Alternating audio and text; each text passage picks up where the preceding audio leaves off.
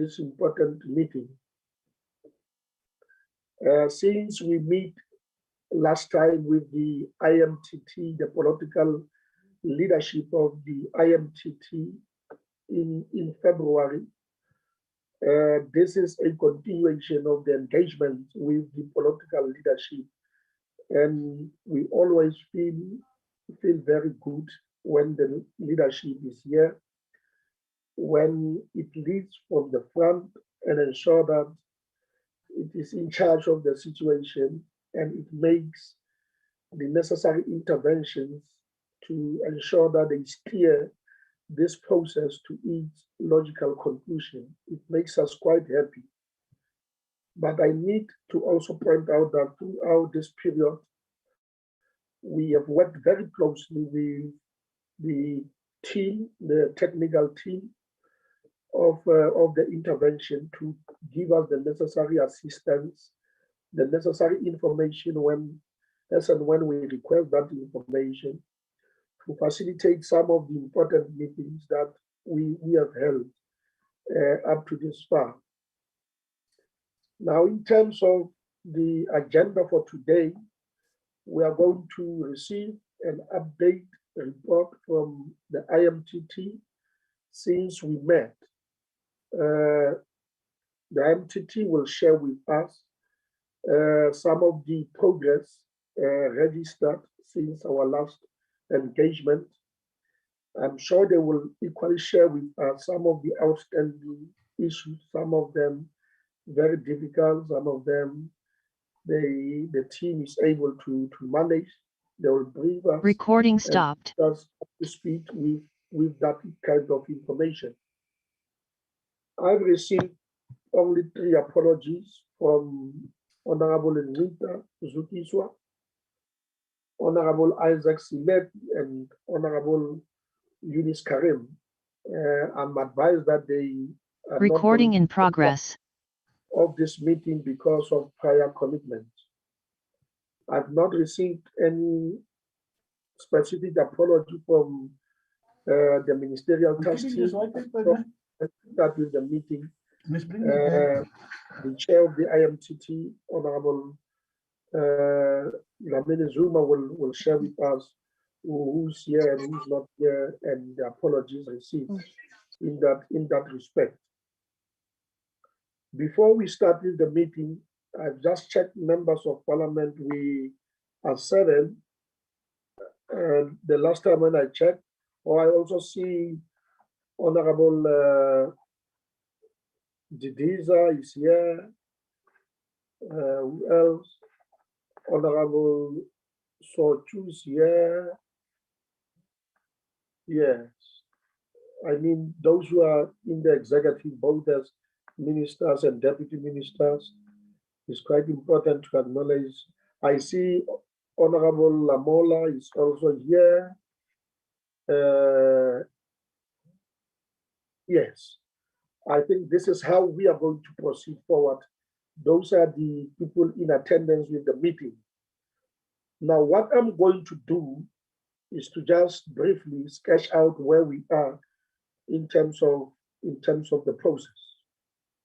Firstly, I think it is quite important to underline this point, the fact that we are appointed by the House, by the NCOP, to review the intervention, to review whether the intervention as exercised in terms of Section 100 of the Constitution by the National Executive is working or not, whether it is yielding the necessary results.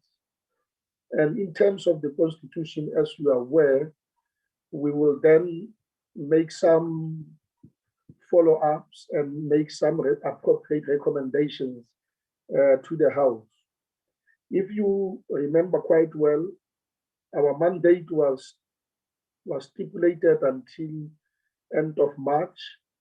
The House extended our work based on the fact that the executive equally extended the work of this committee to the 24th of June, which means on the 24th of June, this committee that I chair will submit a report is expected to submit a report to the House. And I'm advised that during that day, there will be a full-blown debate by the House on the report itself. I'm sure that will afford political parties, different members, to share their own perspectives, their own views, their own understanding and what they see about this intervention, which is quite good. But I was at the point where I just briefly tried to sketch out what happened since our meeting with the National Executive, that is the IMTT. That would be around February this year. We subsequently met with the National Treasury, which gave us the financial position of the Northwest before and after the intervention. We engaged with the Office of the Auditor General, where it shared with us progress in terms of the audit outcomes of different departments and entities in the Northwest, and what are the challenges and what are the sticky issues that they were dealing with. Subsequently, we met with the law enforcement agencies to deal with the issues, especially around the investigations. As you are aware, one of the most important issues and allegations which was uncovered by the IMTT in its diagnostic report was the fact that there were allegations of corruption, allegations of mismanagement, allegations of theft, and so on and so forth. And in our view as a committee, we felt that there was not much work done in that area. It was quite important to interact directly with law enforcement agencies. We met the National Prosecuting Authority, the SIU, the Special Investigating Unit, the NPA, the Hawks, the Directorate of Priority Crime Investigation. We met with IPID in that respect. We engaged with those over a period of time. There were some issues that we ironed out with them, and as part of our work going forward, we planning to see them again to check progress that has been registered up to this far. After that, we visited the Northwest Province on a site visit to see ourselves what happened. We have a very, very extensive report that we compiled. In the Northwest, we specifically met the departments which are under Section 131B of the Constitution. As you are aware, these are the departments which were having serious problems in that respect. We engaged them. We visited some projects. We visited some institutions. We engaged in that respect. And on that score, I really wish to thank the IMTT for helping us with some coordination, with some work to ensure that our visit was quite a good visit, as it were. In the Northwest, we met the premier members of the legislature, especially those in the Scorpio committee. We met with the unions, we met with the stakeholders. Yeah, we also engaged with the IMTT, which supported us a lot. We met with the different departments, as I indicated. We visited communities, we visited projects. We made our own analysis and observations about what was happening in the Northwest. And in our report, we do identify some of the issues that we observed, some of work that needs to be followed up, and so on. On our return, we sat down, analyzed the situation, discussed the report itself, and a way forward about what needs to happen. It is on those bases that, because our work will be until the 24th of June, 24 days from now, we should then engage with the IMTT to get a report. And in our last meeting, we also resolved that there are some departments specific departments that we think we need to make some follow-ups with, like public works, like COCTA, which forms part of section 101A intervention. Yes, that is our plan, and we also resolved as a committee that after this meeting, based on our engagement with the IMTT, we are going to decide whether or not we need a second round of oversight visit to the Northwest or not. That will depend on our engagement with the IMTT today. We'll then sit down as a committee, engage and decide whether it's really necessary for us to do that. Yes, that's where we are. I thought perhaps I must tell this background so that as the IMTT engages with us, it is well aware about our work, what we do, and how do we want to proceed forward until we present a comprehensive report to Parliament, to the House of the NCOP for its consideration.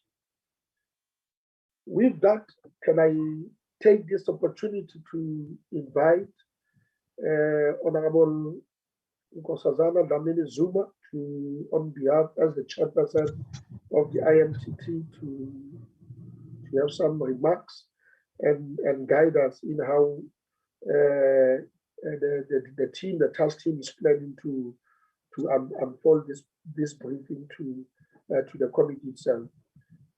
Over to you, Honorable Minister.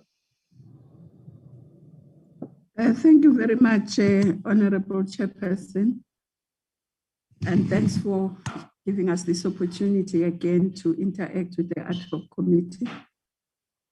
First, let me say from our side, we have some apologies from some of the ministers, Minister Mboweni, Minister Dlodlo, Minister Kele, Minister Zulu, Deputy Minister Chwete, Minister Mapisa Ngagula will leave at 1600 hours. So those are the apologies. I assume that the ones that did not apologize are here. We did get confirmations from the other ministers. So I think in the interest of time, as you know, Chair, I have another study group this afternoon. So in the interest of time, I will just make very, very few remarks and allow the team to present the report so that I can still be here when there are questions that may arise. Chairperson and honorable members of the ad hoc committee, fellow ministers, deputy ministers, DGs and officials, let me take this opportunity to once more thank the ad hoc committee for giving us this opportunity to brief them on progress registered by the Northwest Interministerial Task Team. The Northwest Task Team last met on the 17th of May this year to consider progress made up to now and to consider the work that has been done by the departmental administrators in bringing about stability and service delivery in the Northwest since the President put the province under administration. The meeting received a comprehensive report from the administrators, noted significant progress since the intervention. The meeting noted the significant progress that had been made in bringing about stability and governance after the violence, the turmoil, and the anarchy that had gripped the province before the administration was brought into effect. For the first time, all the national and provincial spheres are in unison and are in one voice that the intervention has brought stability and most government departments were now functioning in a stable and healthy way. We've made very progress, and you'll recall that in our last year's briefing to this NCOP committee, we did say that the biggest challenge is not actually in the provincial sphere, but more in the local sphere now. That's the remaining serious challenge, as witnessed by the AG's report, by what is going on in the municipalities. But the IMTT also welcomed the appointment of heads of department in the various provincial departments, and we're encouraged to note that in the remaining departments that had vacancies, the process of appointing new heads of department are in progress. The IMTT also noted that the issues of the consequence management were beginning to take root and gaining ground in the province. A number of officials implicated in malfeasance were undergoing disciplinary processes, while others had resigned, or some were dismissed, and others were facing criminal charges. And that bodes well for the return to the rule of law and order in the province. For instance, the SIU, NPA, National Treasury are pursuing no less than 60 cases. To complement this, the Asset Forfeiture Unit is recovering stolen and misused funds.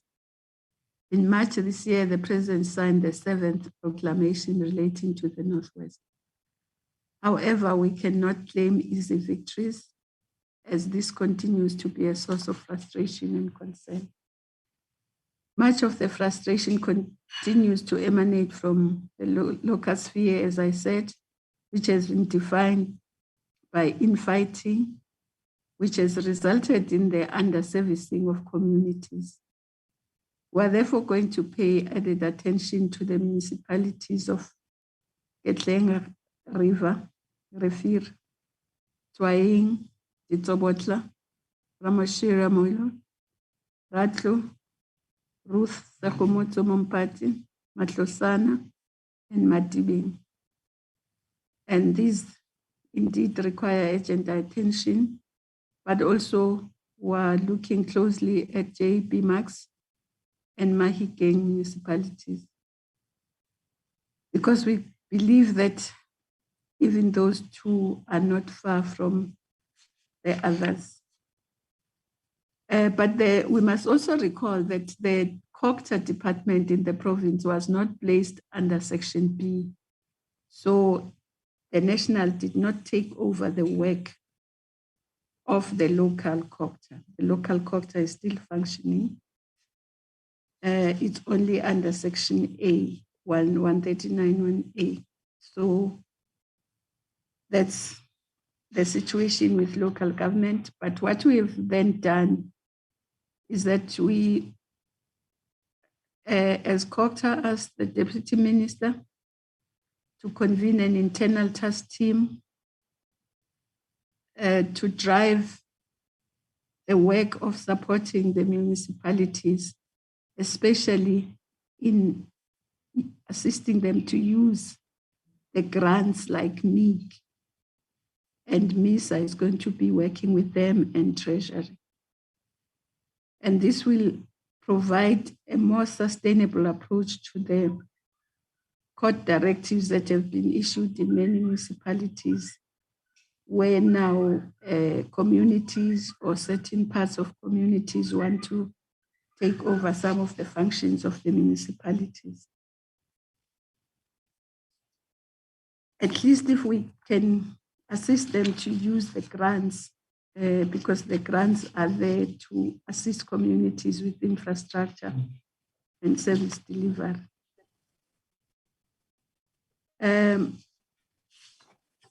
So the team will also report on that. The IMTT has proposed and resolved that certain state developmental agencies should be brought into the province to provide services to the people. And through the team that is led by Deputy Minister, we hope that this will work. And it will be, of course, in line with the section of the Constitution 154. We will not be usurping the powers of the municipalities, but we will be supporting them as the Constitution requires us to. And of course, we'll also be working in the context of the district development model. And that's why we will be bringing other departments and other agencies to assist. Honorable Chair, with those few introductory remarks, I'd like to ask Mr. Jonathan Tim to give us a detailed report working with Mr. Mbanza. And also Mary Majeke from National Treasury. Thank you very much, Honorable Chair.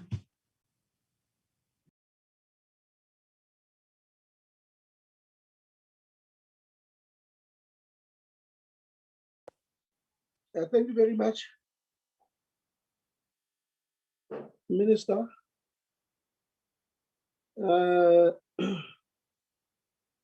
I just noted that there is one participant here by the name of Honorable S.O.R. Mahumapelo, who I understand that is a member of the National Assembly and is the former Premier of the Northwest Province. When I issued invitations to this meeting, I have not invited him to be part of this meeting. And in this forum, only people who are designated or who are properly invited to attend this meeting are allowed to attend this meeting. This is an official parliamentary meeting as such, and we do not want problems in this respect. Only people who are invited. I'm going to request Mr. Mahumapelo to log out of this meeting because he's not supposed to be part of this meeting. What I will advise him to do, if he wants to follow what is happening with regard to the development of this committee, at channel 408, this meeting is captured live.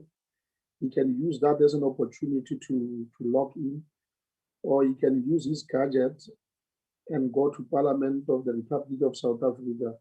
All the meetings of the committees are live streamed there. It could be one way of following this. And please, Mr. Mahumapelo, log out of this meeting because we have not invited you to be part of this meeting. Chairperson Lamola here. Yeah, Chairperson. Yes, Honorable Lamola. It's Supra. Yes, I just. Yes. Yes, Honorable Lamola. Yeah, no, I just I've realized that my apology had not received the chairperson of our committee, that I've got another meeting at 4. So I will request, in case we're not done by 4, to join the other meeting. Yes. Okay, fine. Noted, Honorable Minister. I heard the voice of Honorable Mahumapelo. I'm not sure whether you want to say anything despite the fact that I've made some suggestions on what to do. Yes, thank you, Honorable Chair, for this short moment, and afternoon to the other honorable members. Honorable Chair, I hear what you are saying. If it was not because of COVID-19, we will be convening this meeting in the precincts of Parliament. And as a member of Parliament and any other member of Parliament is welcome to attend any other meeting of Parliament as long as they don't vote in that meeting in line with the rules.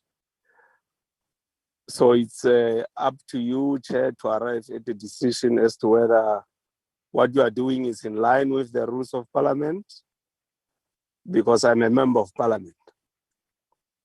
Yes, I'm aware of that. That is why I started indicating, as far as I know, this is the position. As you are aware, we're using Zoom, which is a new innovation in terms of Parliament.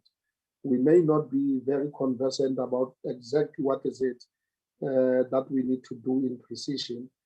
But my advice is that just do that, so that we must err on the side of caution and not create unnecessary things at the end of the day.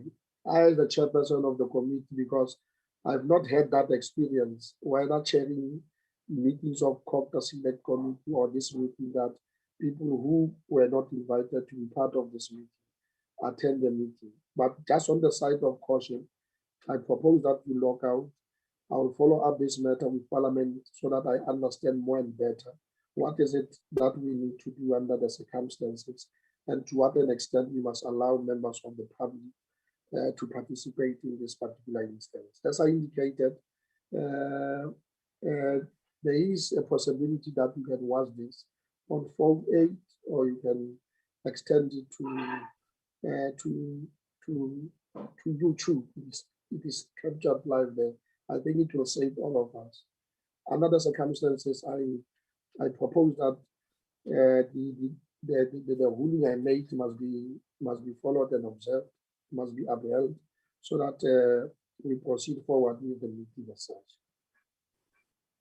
Okay, Chairperson, I'm going to log out, but just before I log out, I just want to say that I thought the chair will subject this to the committee of the NCOP, so that it's them who arrive at the decision. So I thought the chair will say, notwithstanding the provisions in the rules of Parliament, I'm making a ruling using my discretion as the chair that this member of Parliament must excuse us from the meeting. So if that's your position, Chair, I can move out of the meeting. There's no problem. That's okay. I make that ruling. I'll live by it, and I will explain in terms of how we must do it. It's not convenient that we have a meeting under these circumstances. We want this meeting to proceed as swiftly as possible. And if I've made any mistake, I will apologize. But for now, I think I advise that just do what I've just requested or advise you to do, so that this meeting must proceed. All right, thank you very much. Over to you, Honorable Minister. You had indicated that an official from your team will take us through. Over to you, please. Yes, in fact, they started showing lighting the slides. So I think they'll just continue. Thank you, Chair.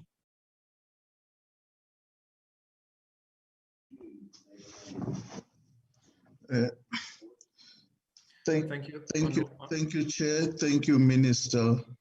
Spusiso Mpanza here. We have asked Jonathan Tim to take us through the slides, and since that Minister had already summarize the core of our slides, I'll ask Jonathan just to give us the highlights on the slides, especially on those issues that the Minister have not touched on. Thanks, Chair.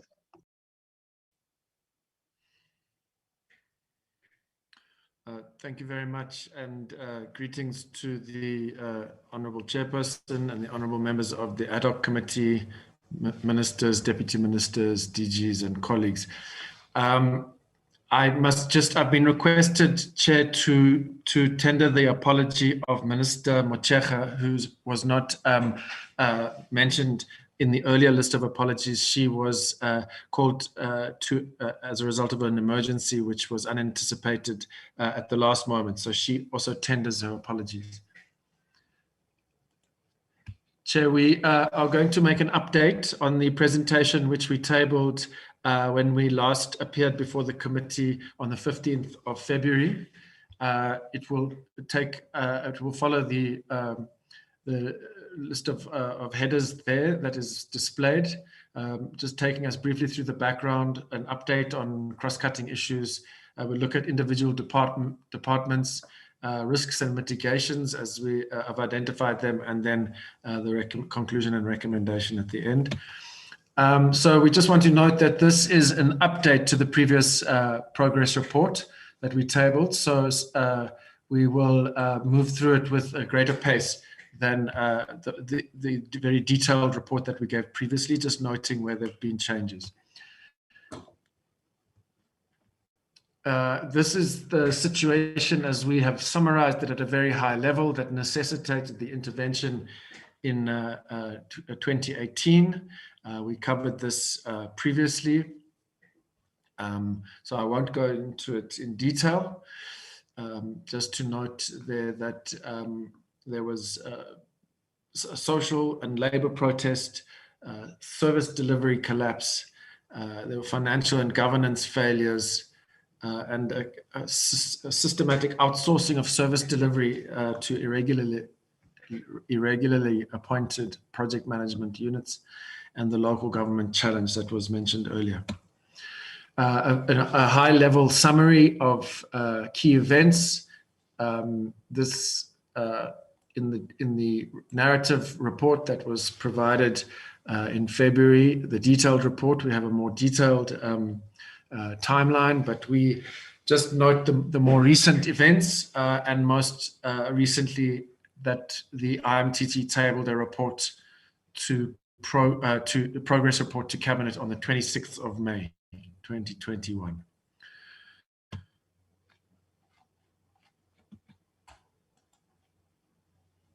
This is a slide that indicates the designations of the types of interventions that were approved by Cabinet in May 2018. You have a delineation of the ones put under direct intervention in terms of section 101B. That's where an administrator assumed the responsibility of accounting officers in all of the departments on the left. On the right-hand side, we see the departments put under section 101A, which involves the minister, responsible national minister issuing directives that had to be implemented. And those are the departments subjected to directives. Those departments are the departments as configured in the 5th administration. There have been some changes to the departmental the structure of departments. So, for example, the Department of Tourism is no longer a standalone department, has been included in the Department of Economic Development and Tourism. We can now just move to the cross-cutting issues. A high-level overview of progress, just to summarize the progress made. The filling of key management posts, investment in infrastructure and equipment, as well as improvement of systems has built the capacity for service delivery. The audit results of the latest audit, show a turnaround after a 5-year period of decline and stagnation. The problematic irregular project management units and outsourcing contracts have been terminated, and processes are underway to recover losses to the state. Capacity building has taken place across departments to strengthen supply chain management. Community and labor peace has been maintained through ongoing engagement with workers on issues of concern, alignment of planning between departments to deliver on service delivery priorities. Functions previously centralized in the Office of the Premier have been transferred back to their original departments.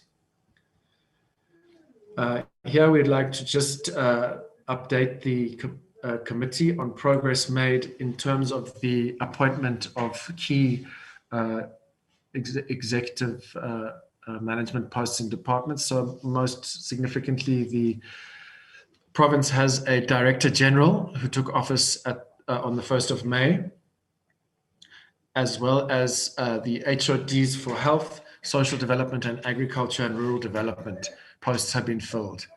And the slide below indicates the progress made. HOD for Department of Health and Agriculture and Rural Development took office on the 1st of April. The Director General and HOD for Social Development took place on the 1st of May. Processes are underway to fill HOD posts where contracts have expired.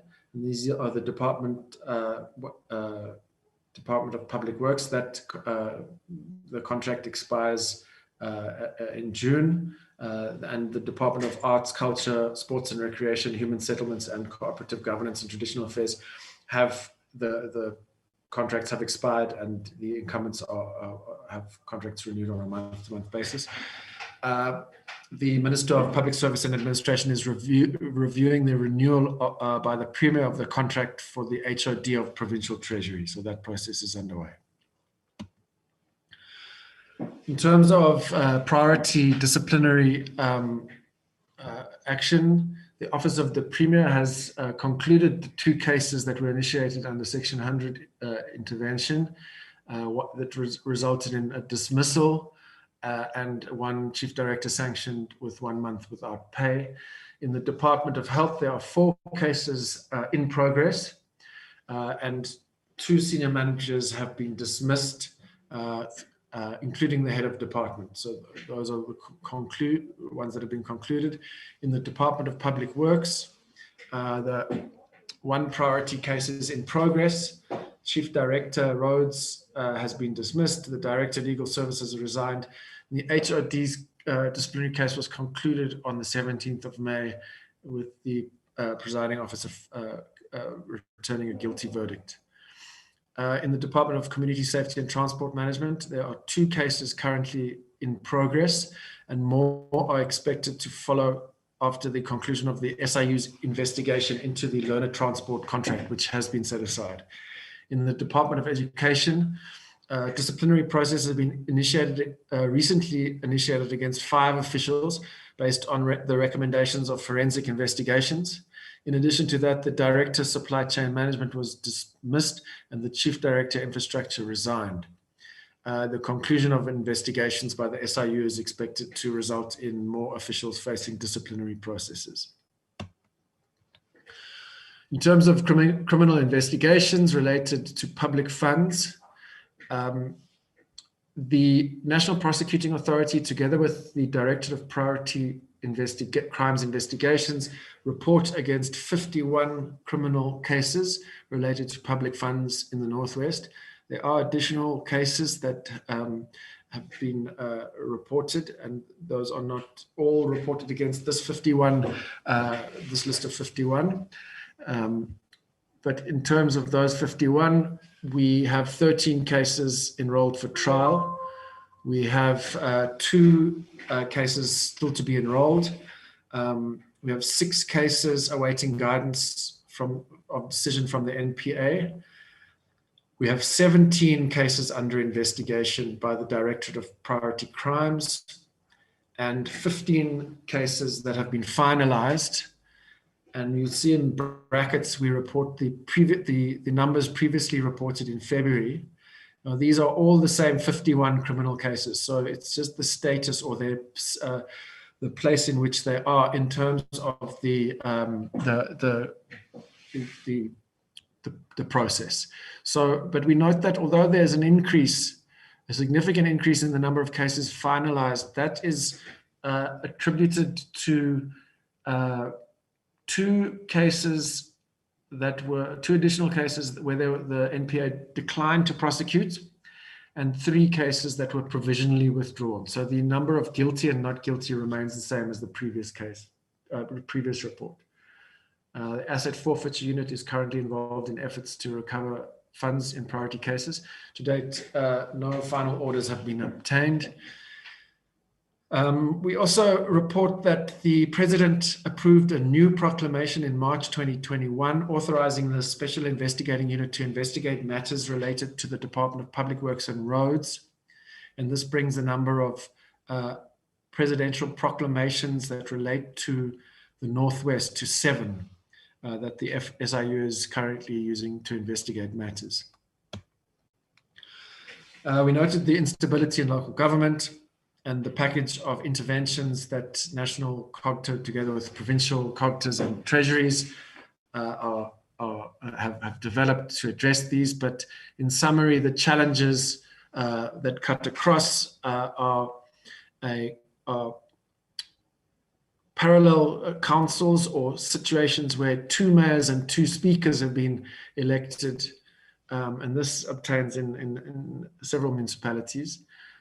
Maladministration and corruption, defiance of provincial government interventions, either through courts or intimidation of administrators, private ratepayer organizations withholding revenue and taking over municipal services, resulting in court actions, failing water and sanitation systems, vandalism and theft of infrastructure, gangsterism and criminal attacks on officials, and huge debts to Eskom and water boards that threaten the continuation of essential services. And on the right-hand side, we list the municipalities that the National COGTA has identified as critical in red and priority in yellow. And there's 10 municipalities listed there.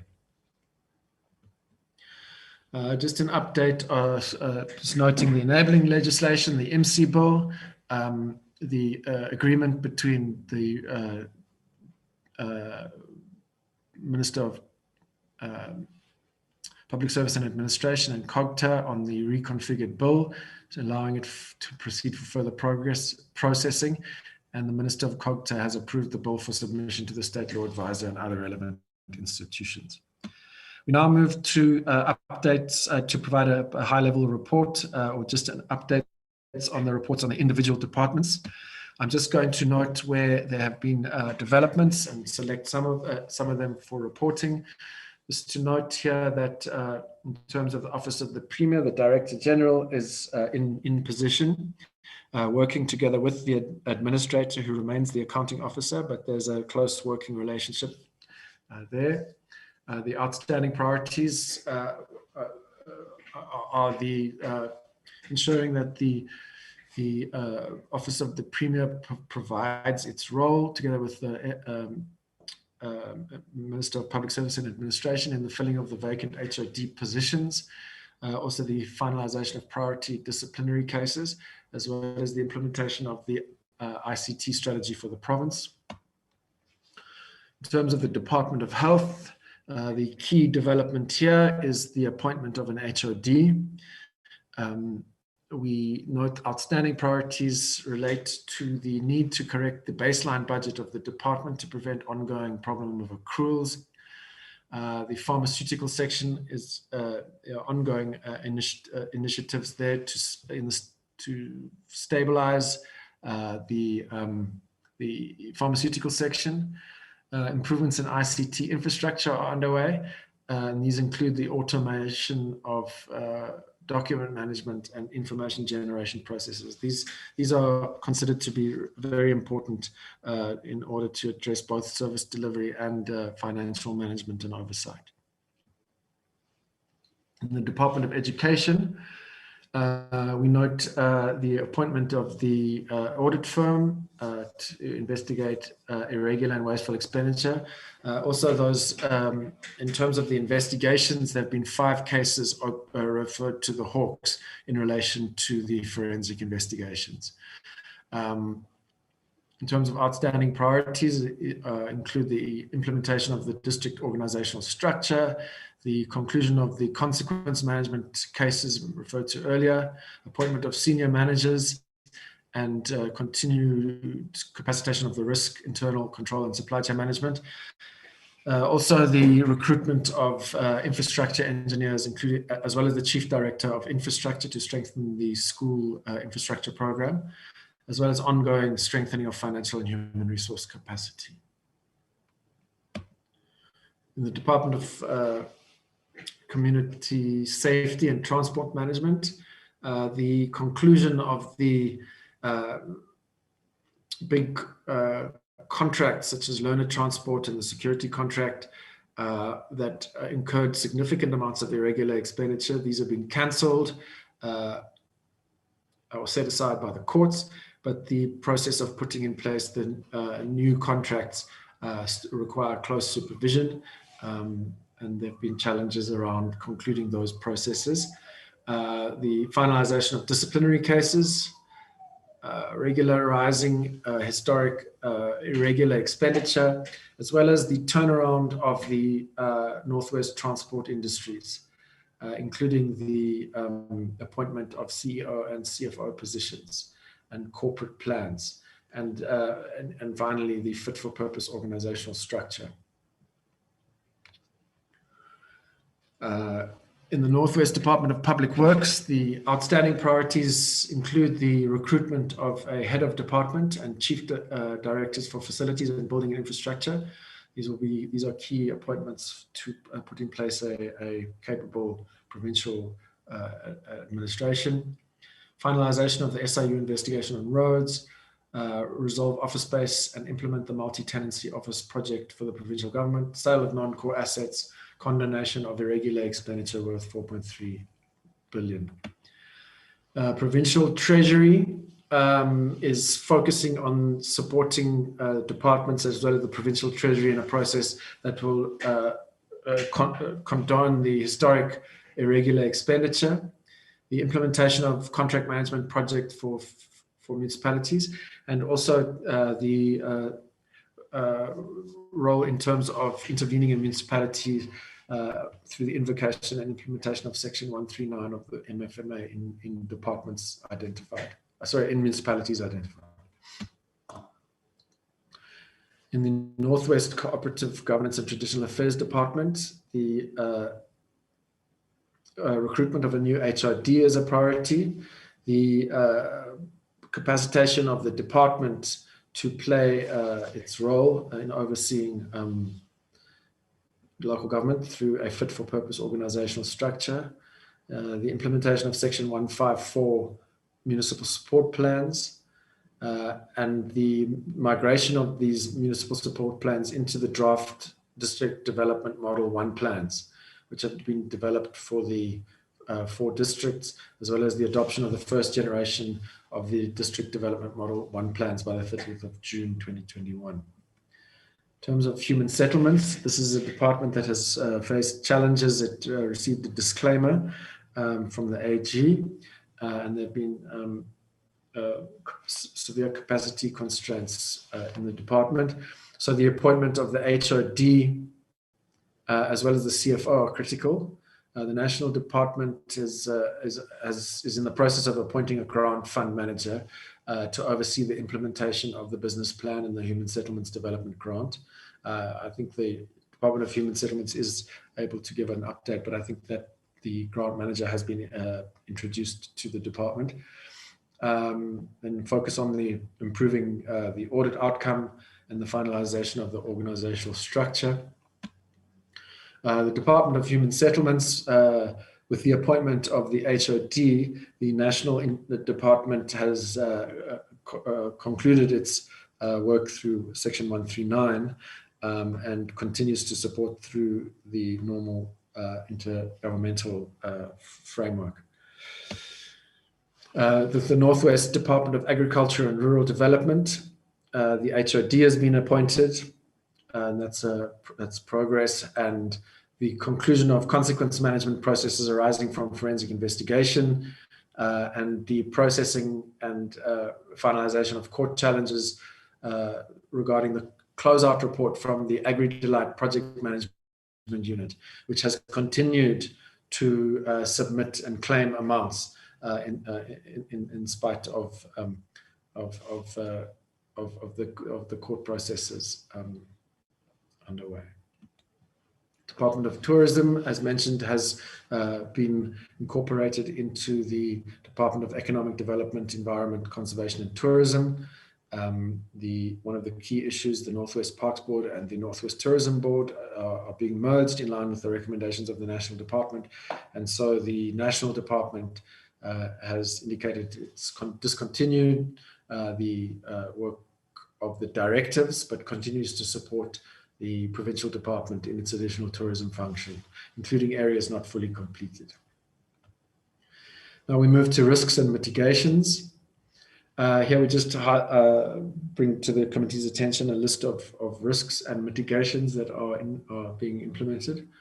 So first, the risk of reversal of the gains made when the intervention withdraws is considered to be a significant risk that will require mitigation through a number of measures, including issuing of directives under Section 101A, both in departments that will move at the point at which the Cabinet makes that decision based and in line with recommendations of the NCOP.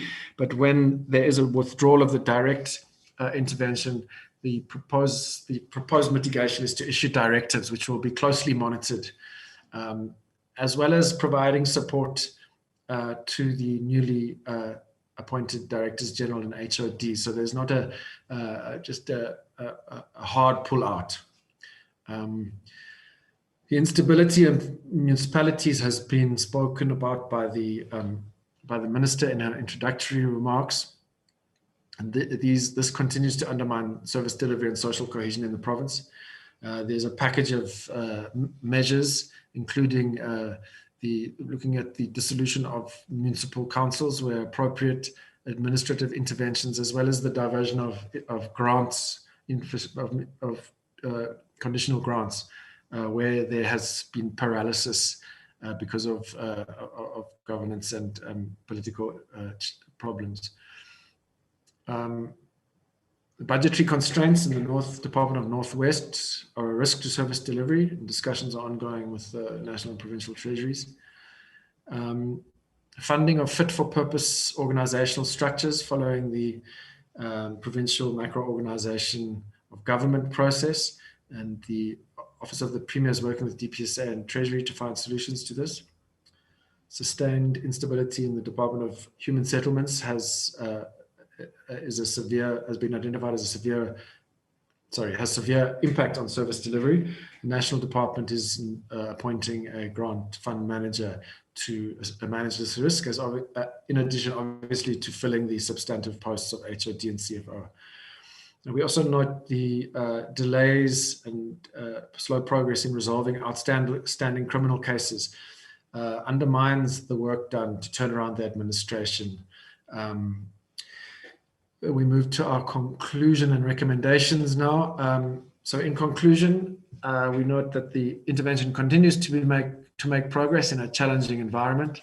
We note the filling of the posts already mentioned, the ongoing improvement of service delivery and reduction in reliance on costly outsourcing and project management contracts, and the conclusion of key priority disciplinary cases, some of which have been dragging on since early on in the intervention. Instability in local government, we know we've covered that, and the need for follow-up measures when the Section 101B departments, when the administrators are withdrawn. We also note the need to perhaps issue new directives in other departments.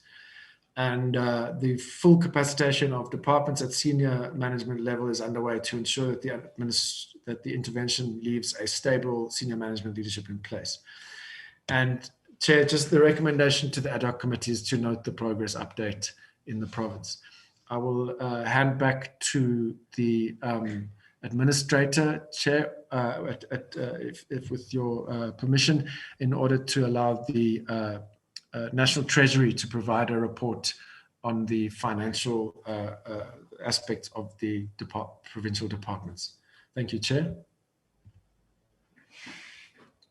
Thank you. No, thanks, Chair. We have also prepared, Chair, that the National Treasury will give the state of the Treasury in order to complete our presentation so that the financial aspect is also taken care of. We'll ask Ms. Mary to take us through, Majek. Thank you. Thank you, Ntate Mpanza. Good afternoon, Chair. Good afternoon, honorable members and colleagues.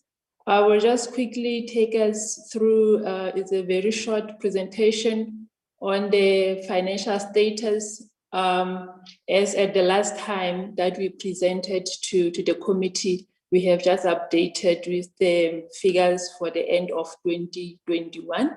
Next slide. Thank you, Jonathan. So we will look at the budget and expenditure and making focus on the 5 departments which are under section 101B of the Constitution. We'll look at the conditional grants procurement irregularities in terms of the irregular, fruitless, and wasteful, as well as the accruals, and then we'll conclude. Next slide.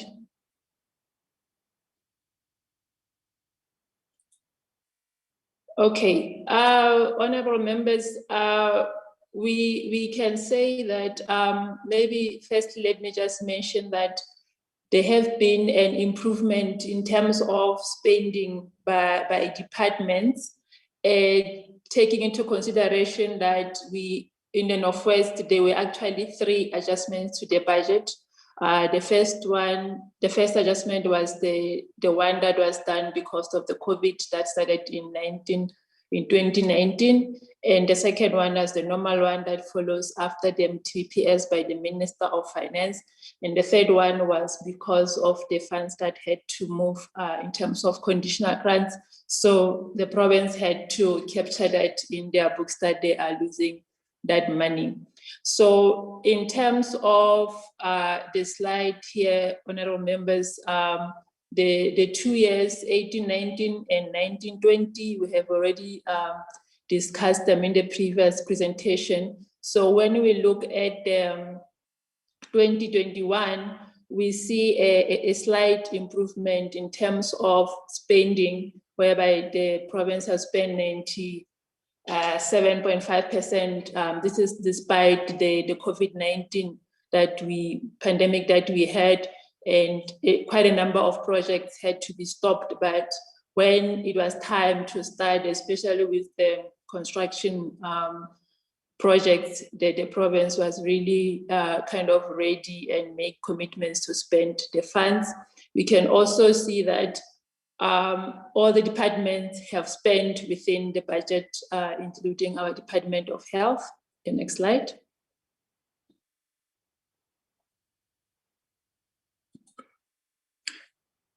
Okay, so when we break it down in terms of the economic classification, again, there's still that progress that we are seeing.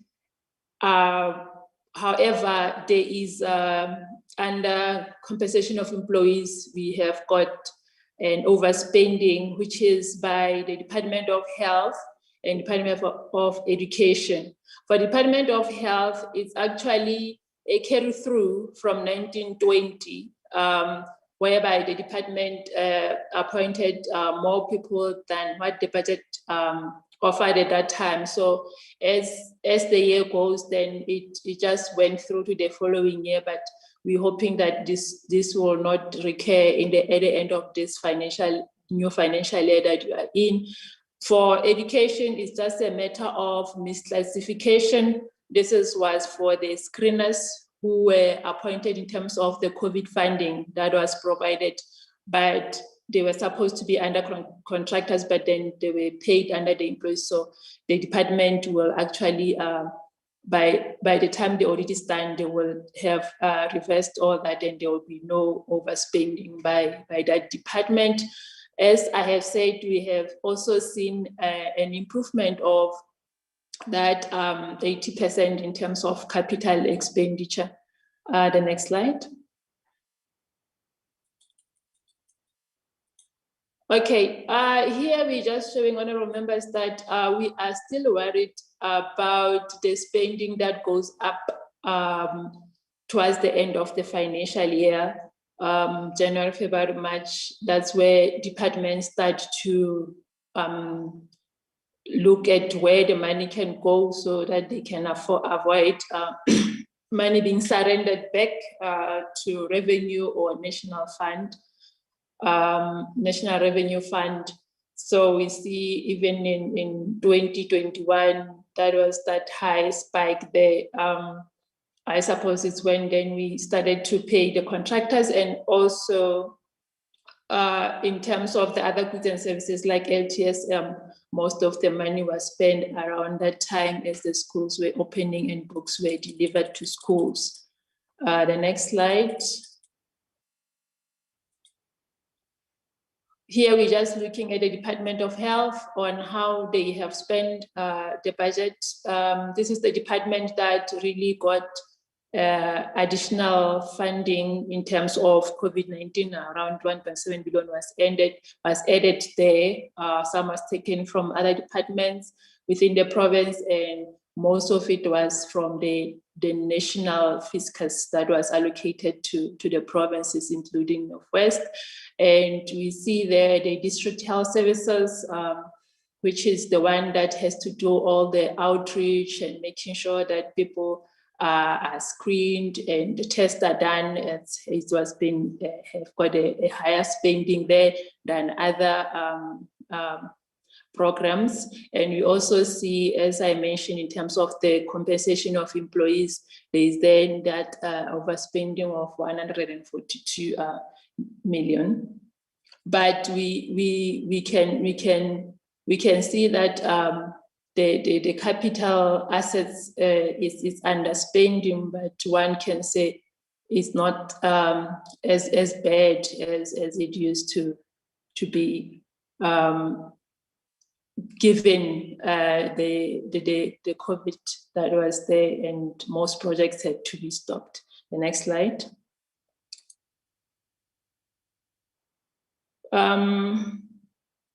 Looking now at the Department of Education, so their cost driver program there is public ordinary school. That we also see the overspending that we've spoken about in terms of the screening.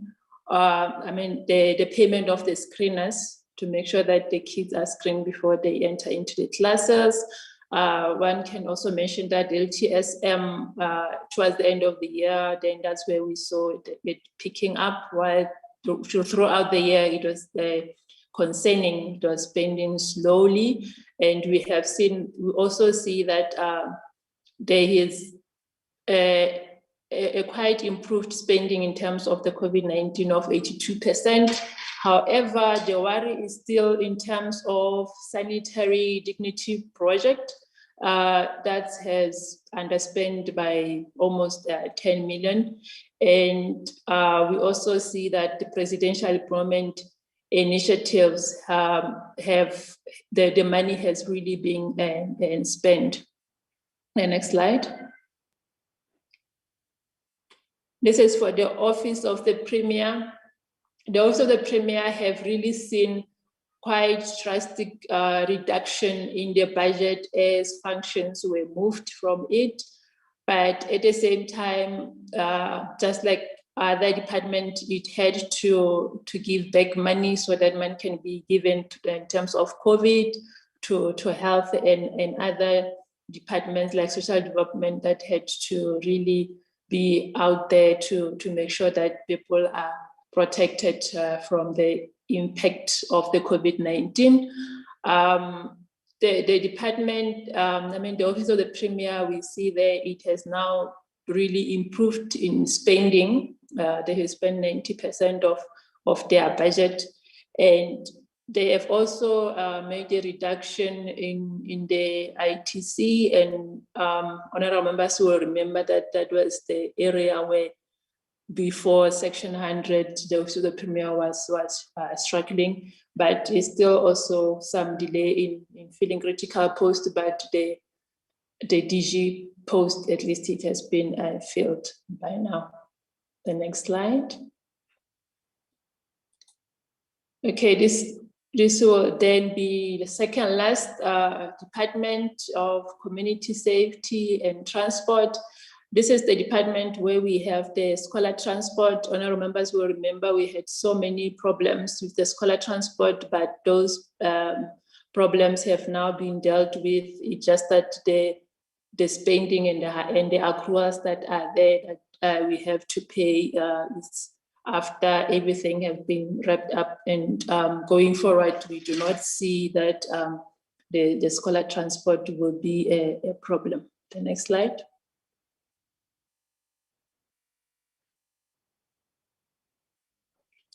Okay, the last department, which is under section 100, B is Public Works. Public Works have also improved in their spending, and one should also actually applaud the department for, at least in this financial year, being able to spend the provincial roads maintenance grant.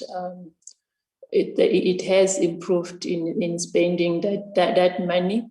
And the department, this is the department that its budget also depends so much on its own revenue that they are collecting. And we're hoping that the initiatives that they are having now to get rid of the government assets that we are not utilizing in terms of the auction, then this will improve in their own revenue that they can use for other projects that they have.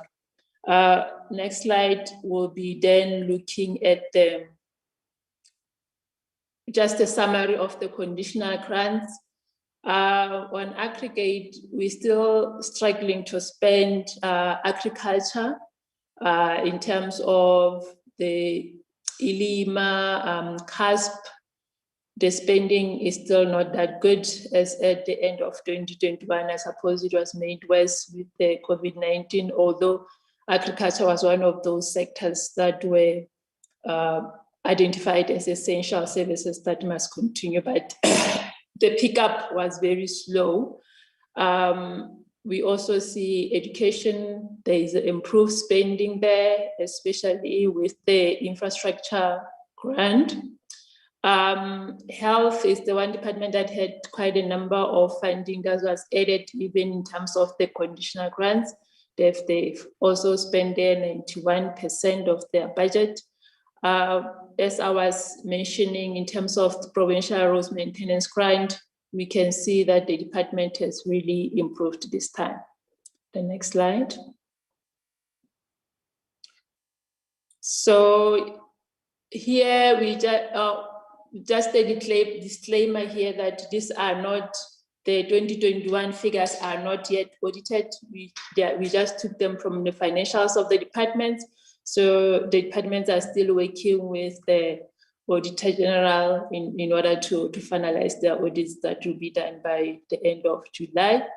But we can see a green light there that the irregular expenditure is really being drastically being reduced. Most of it, one can say, is those multi-year contracts which were irregular, and the departments are trying to wrap them up, and we're hoping with the new frameworks that we're having in terms of the condoning of the irregular expenditure, by the end of this financial year, we won't really be having quite huge irregular expenditure that cannot be dealt with quickly within the province. The next slide.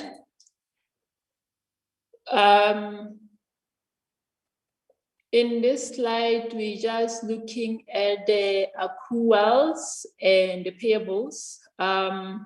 If one looks at the accruals as in 2021, we have a reduction from 1920, the total was 536 million, and now we only have 424, which shows billion, which shows a really reduction in terms of how departments are managing their budgets, their spending within, and trying to make sure that by the end of the year, the accruals are paid. This is also illustrated by the graph below. The only high is the payables, but that's not as a big problem as the accruals. Going to the conclusion, Jonathan.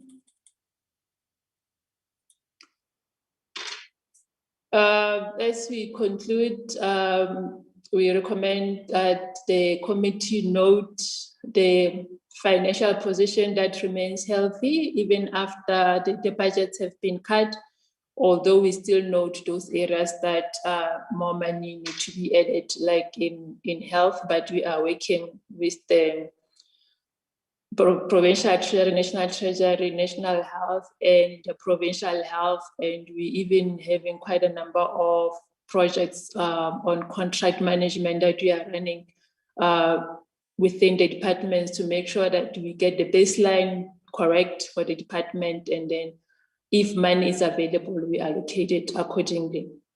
The committee can also note the slight reduction in the irregular expenditure and the accruals. We are concerned with the conditional grants poor spending, and we also encouraging departments to improve infrastructure, IMS governance structures, and capacitate the SCM units, because that's where the challenges are. Thank you.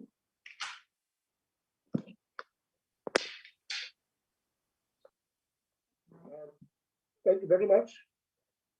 Back to you, Honorable Minister, before I take over again, if you want to just thank you the discussion, presentation.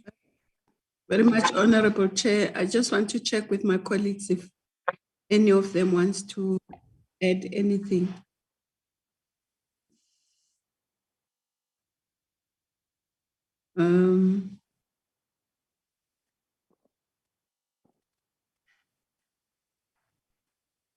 I don't know. I don't think anyone wants to say.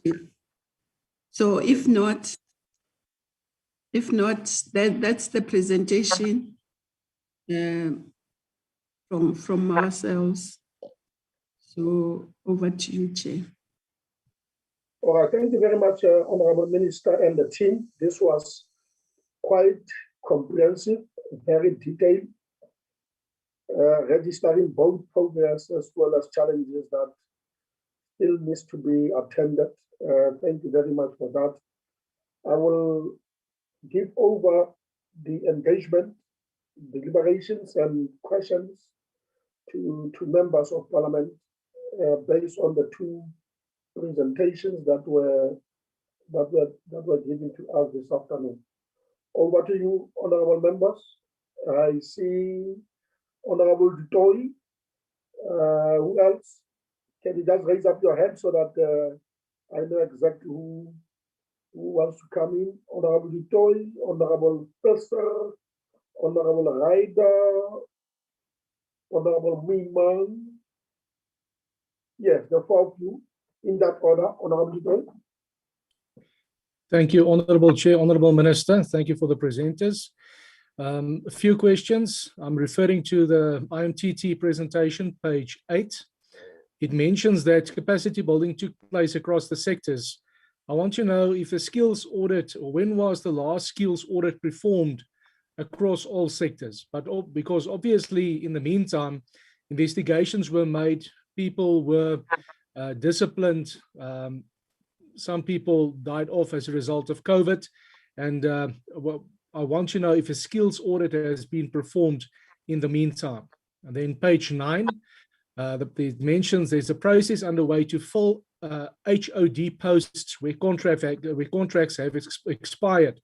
Department of Public Works, Arts and Culture, Human Settlements, etc.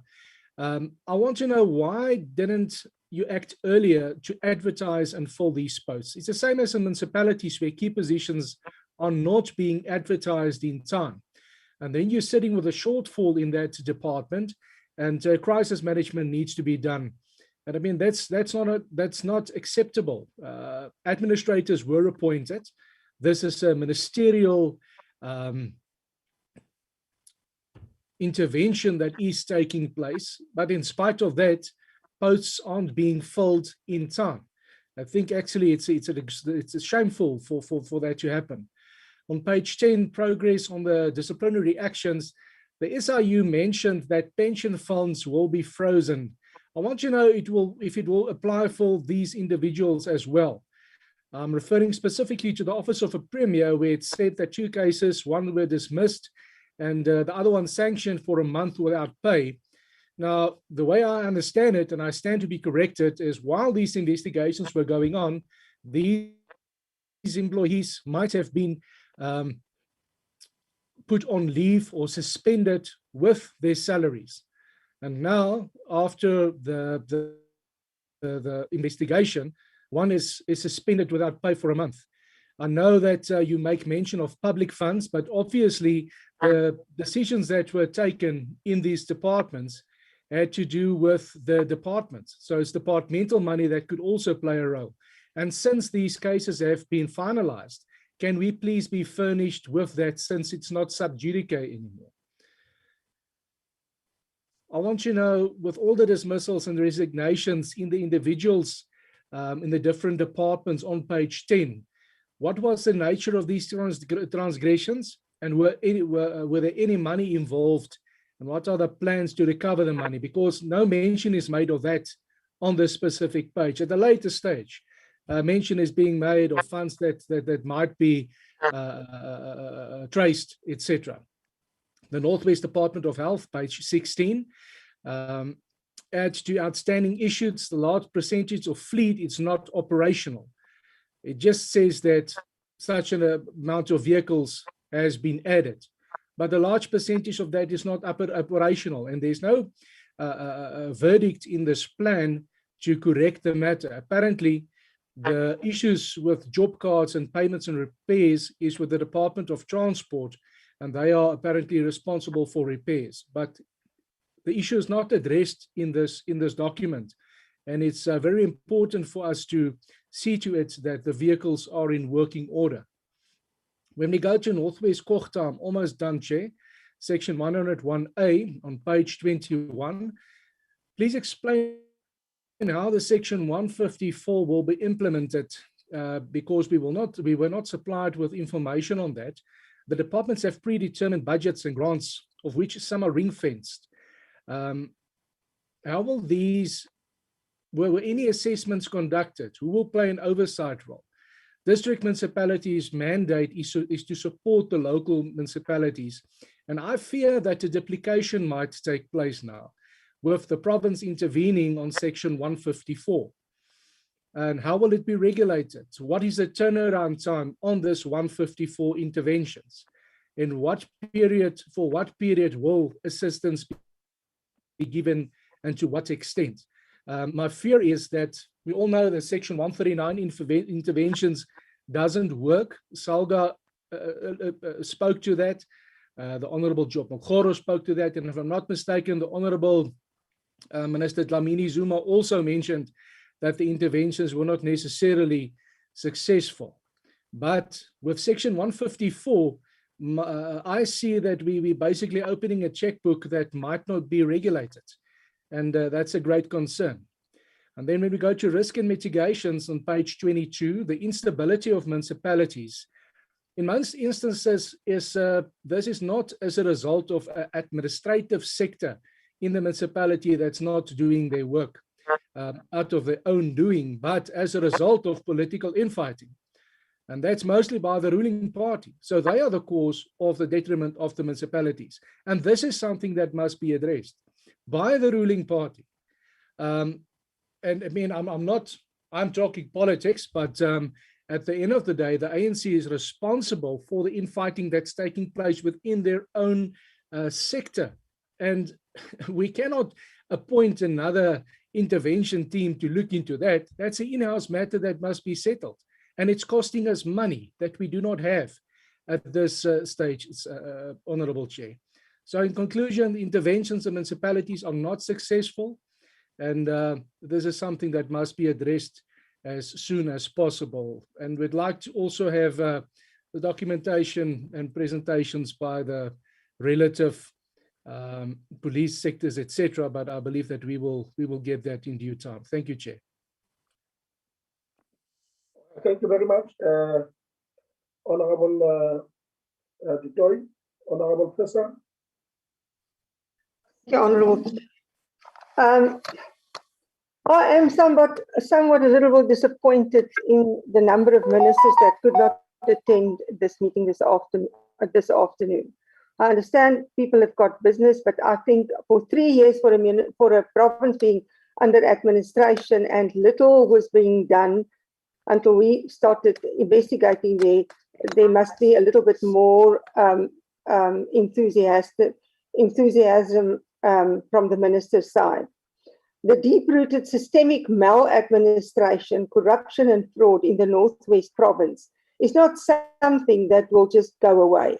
It is so deeply rooted, and it's in the top structure of the officials. According to the report about the appointments that has been done, there are still irregularities in the way appointments was done, and it continues to be like that. The municipalities are far from being functional, and the 12 municipalities that the minister called or mentioned is by far not all the municipalities that are in deep trouble at this stage, and where service delivery totally came to a standstill. So I agree with Honourable De Tooy with regards to what is happening in our municipalities. We are really in a phase where I do not know how we're going to recover these municipalities and getting them out from absolutely collapse to the foundations. Communities are suffering. There is no water. Some communities are threatening to stand up and start burning towns and getting destructive. The department, the Sedibeng Water Board now sent out letters saying they're stopping all water connections and stuff like that. And that is the realities that we sit with bad administration. The committee needs also to receive and take cognizance of the forensic reports as we were previously informed. To this date, we did not receive any of those reports of yours. In terms of security and safety, high officials involved in these cases were arrested. A case number was issued and nothing happens further. Like at this current stage, a case number 49/02/2021 Sunny Zov, where the Chief Director of the Northwest Department of Education stole cattle. Those cattle found in Lichtenburg, and SAPS has to feed the cattle because the SAPS Northwest is just not capable to complete the investigation. What is going on with all these cases? And that it's sort of a soft cover up and let the thing dies down and then the case just disappear with that. So we request that we work on issues that is currently pressing in Northwest regarding our safety and security of all communities. Further than that, public works and roads, we as the committee only saw a report from the Nakamadiri projects and had a discussion on that. The report did not provide substantial details of the reason why tendered projects were where the final cost was substantially inflated. Why did it happen? And we did not receive anything back from the department. In conclusion, the provincial, of course, must go under some kind of business administration, since the current reductions or the current situation in the finances in all the departments are a little bit better in the audits and stuff like that. But as far as the general systemic maladministration is going on, we'll need some time to get out of the system. Thank you, Chair. Thank you very much, Honourable Professor. Followed by Honourable Ryder. Yes, good afternoon, Chairperson. Good afternoon, Minister. I think there's only one left, if they're not ministers, and colleagues, friends, and members of the administration. Chair, thank you very much, and a good presentation. I did raise my hand earlier when there was a discussion about invitees to this meeting, because I had my rule book handy, and the rule book is quite clear. It's Rule 108 that you will want to refer to, and where it specifically says that a council member, in other words, a member of the National Council of Provinces, may attend other committees. But it's silent on National Assembly members attending our meetings, and specifically because that would make it a joint meeting, and would complicate matters. So, Chair, I actually wanted to speak in support of your decision and agree with the stance that you took, particularly noting the member's history. I think it would be prudent for him to wait for an invitation, perhaps, to attend this meeting. So that's point one. Point two, Chairperson, is just to thank Treasury for their inputs on the expenditure, which I took particular interest in. And you know, spending your budget is probably not necessarily a bad thing, but you know, I suppose it comes down to how you spend it. Now, I understand that the monitoring and evaluation process will still roll out and be completed, but you know, I have a budget each month, Chair, and I can quite easily spend it. Whether I manage to put food on the table and pay the bills while I'm doing that is a different matter entirely. So I'd like to hear from National Treasury in terms of the performance and the targets, etc. Have they got any information on that as yet? Can they give us an idea if the money has been spent in the correct ways? In addition to that, and here's the big one, is the procurement processes that were followed.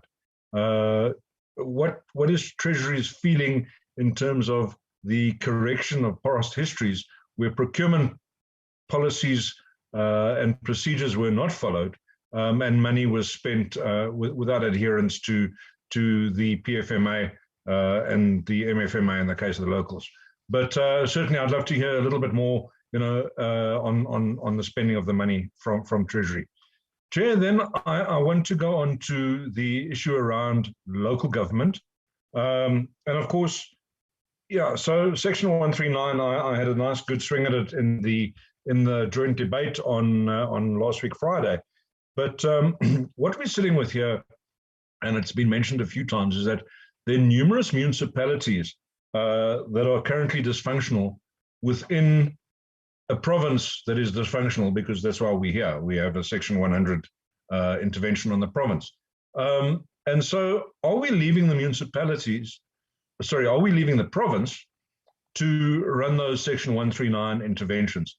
And Chair, honestly, how far are we away from invoking Section 139(7) of the Constitution, which says that where a province cannot, what does it say, 139(7), if a provincial executive cannot or does not adequately exercise the powers or perform the functions referred to in the subsections 4 and 5, the national executive must intervene. There's a must there, Chairperson. So perhaps if the COGTA minister or the COGTA officials can indicate how far we are away from invoking Section 139(7) in terms of the management of those municipalities. Because here's the issue, Chairperson, and I want to disagree with Mr. Du Toit when he said that most of the issues are not as a result of the administration. A lot of the issues in the municipalities are as a result of the administration.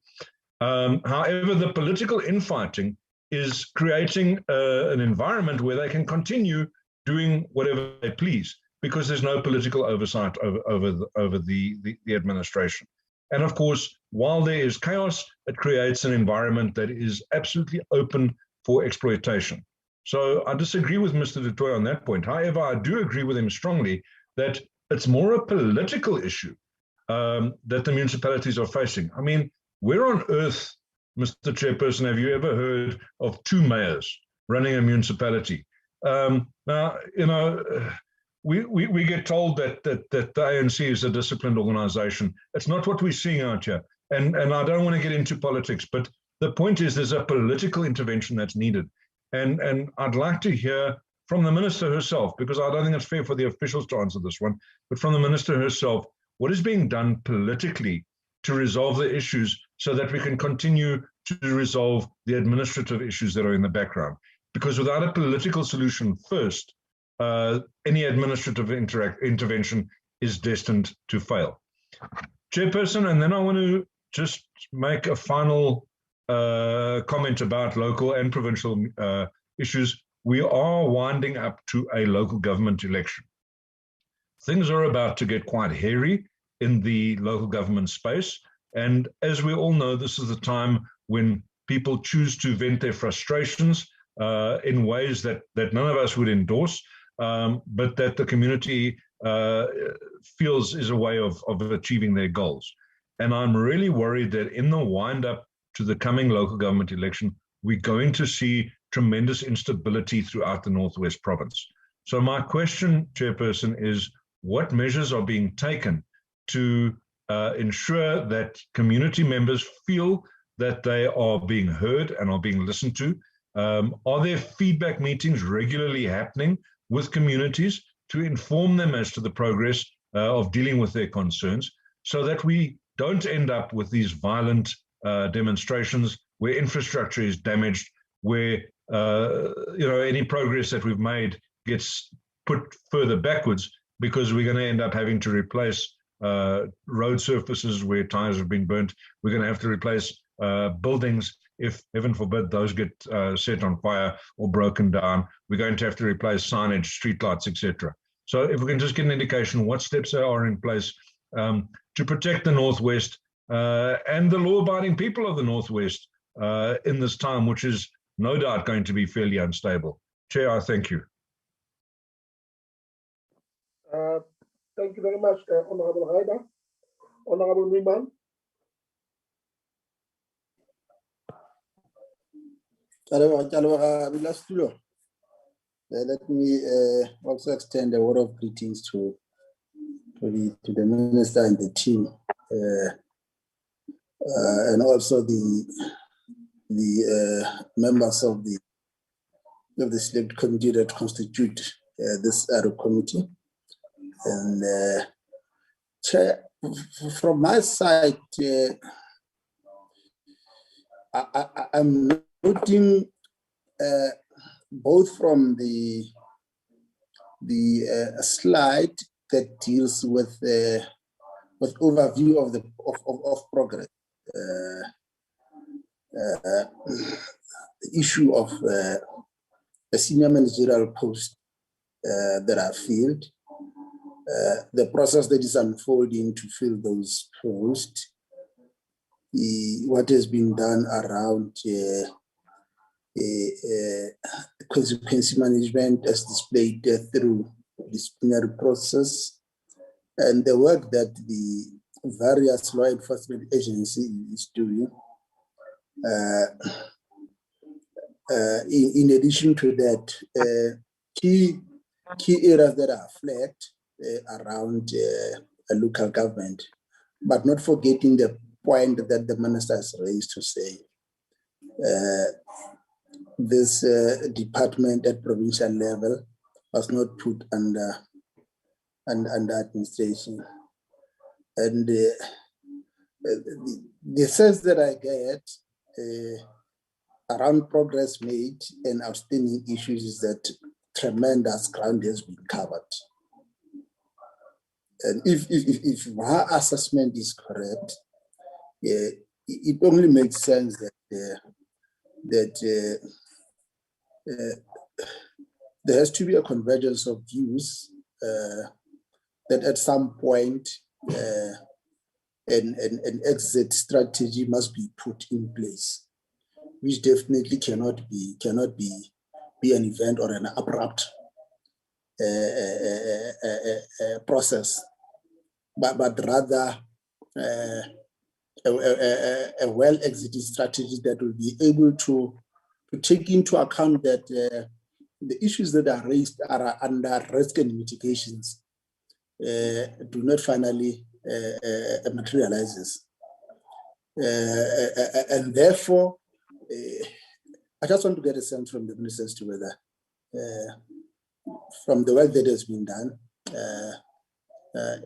will it not create stability in the eyes of the community if my assessment around progress made that somehow the administration is in an orderly manner brought to finality? I'm raising this point taking into account outstanding issues, and therefore with those outstanding issues, progress made and what are the matters that finally drove the Section 100 intervention. I'm of the view that when a comparative assessment is done, in a nutshell, there is tremendous progress. But of course, I think because it is in the interest of all of us to instill confidence in our system of governance. But more than that, the administration was put under the previous provincial administration or provincial government. And therefore, of course, we had to put in place mechanisms to make sure that issues that were still flagged in the handover report are taken forward, which is exactly what we are doing. The work that is being done by the third committee also flagged progress made in outstanding issues, because it sort of unsettles one when an assumption is made by my fellow select committee members that the ANC is to blame for this. The ANC was not put under administration. I think what is quite important is to appreciate the fact that generally there were challenges that were put to the fore, and in a manner that is expected of our leadership at national level, they were able to intervene. So I think it only makes sense that let us be cautious and vigilant in terms of trying to muddy the genuine intention on the part of government.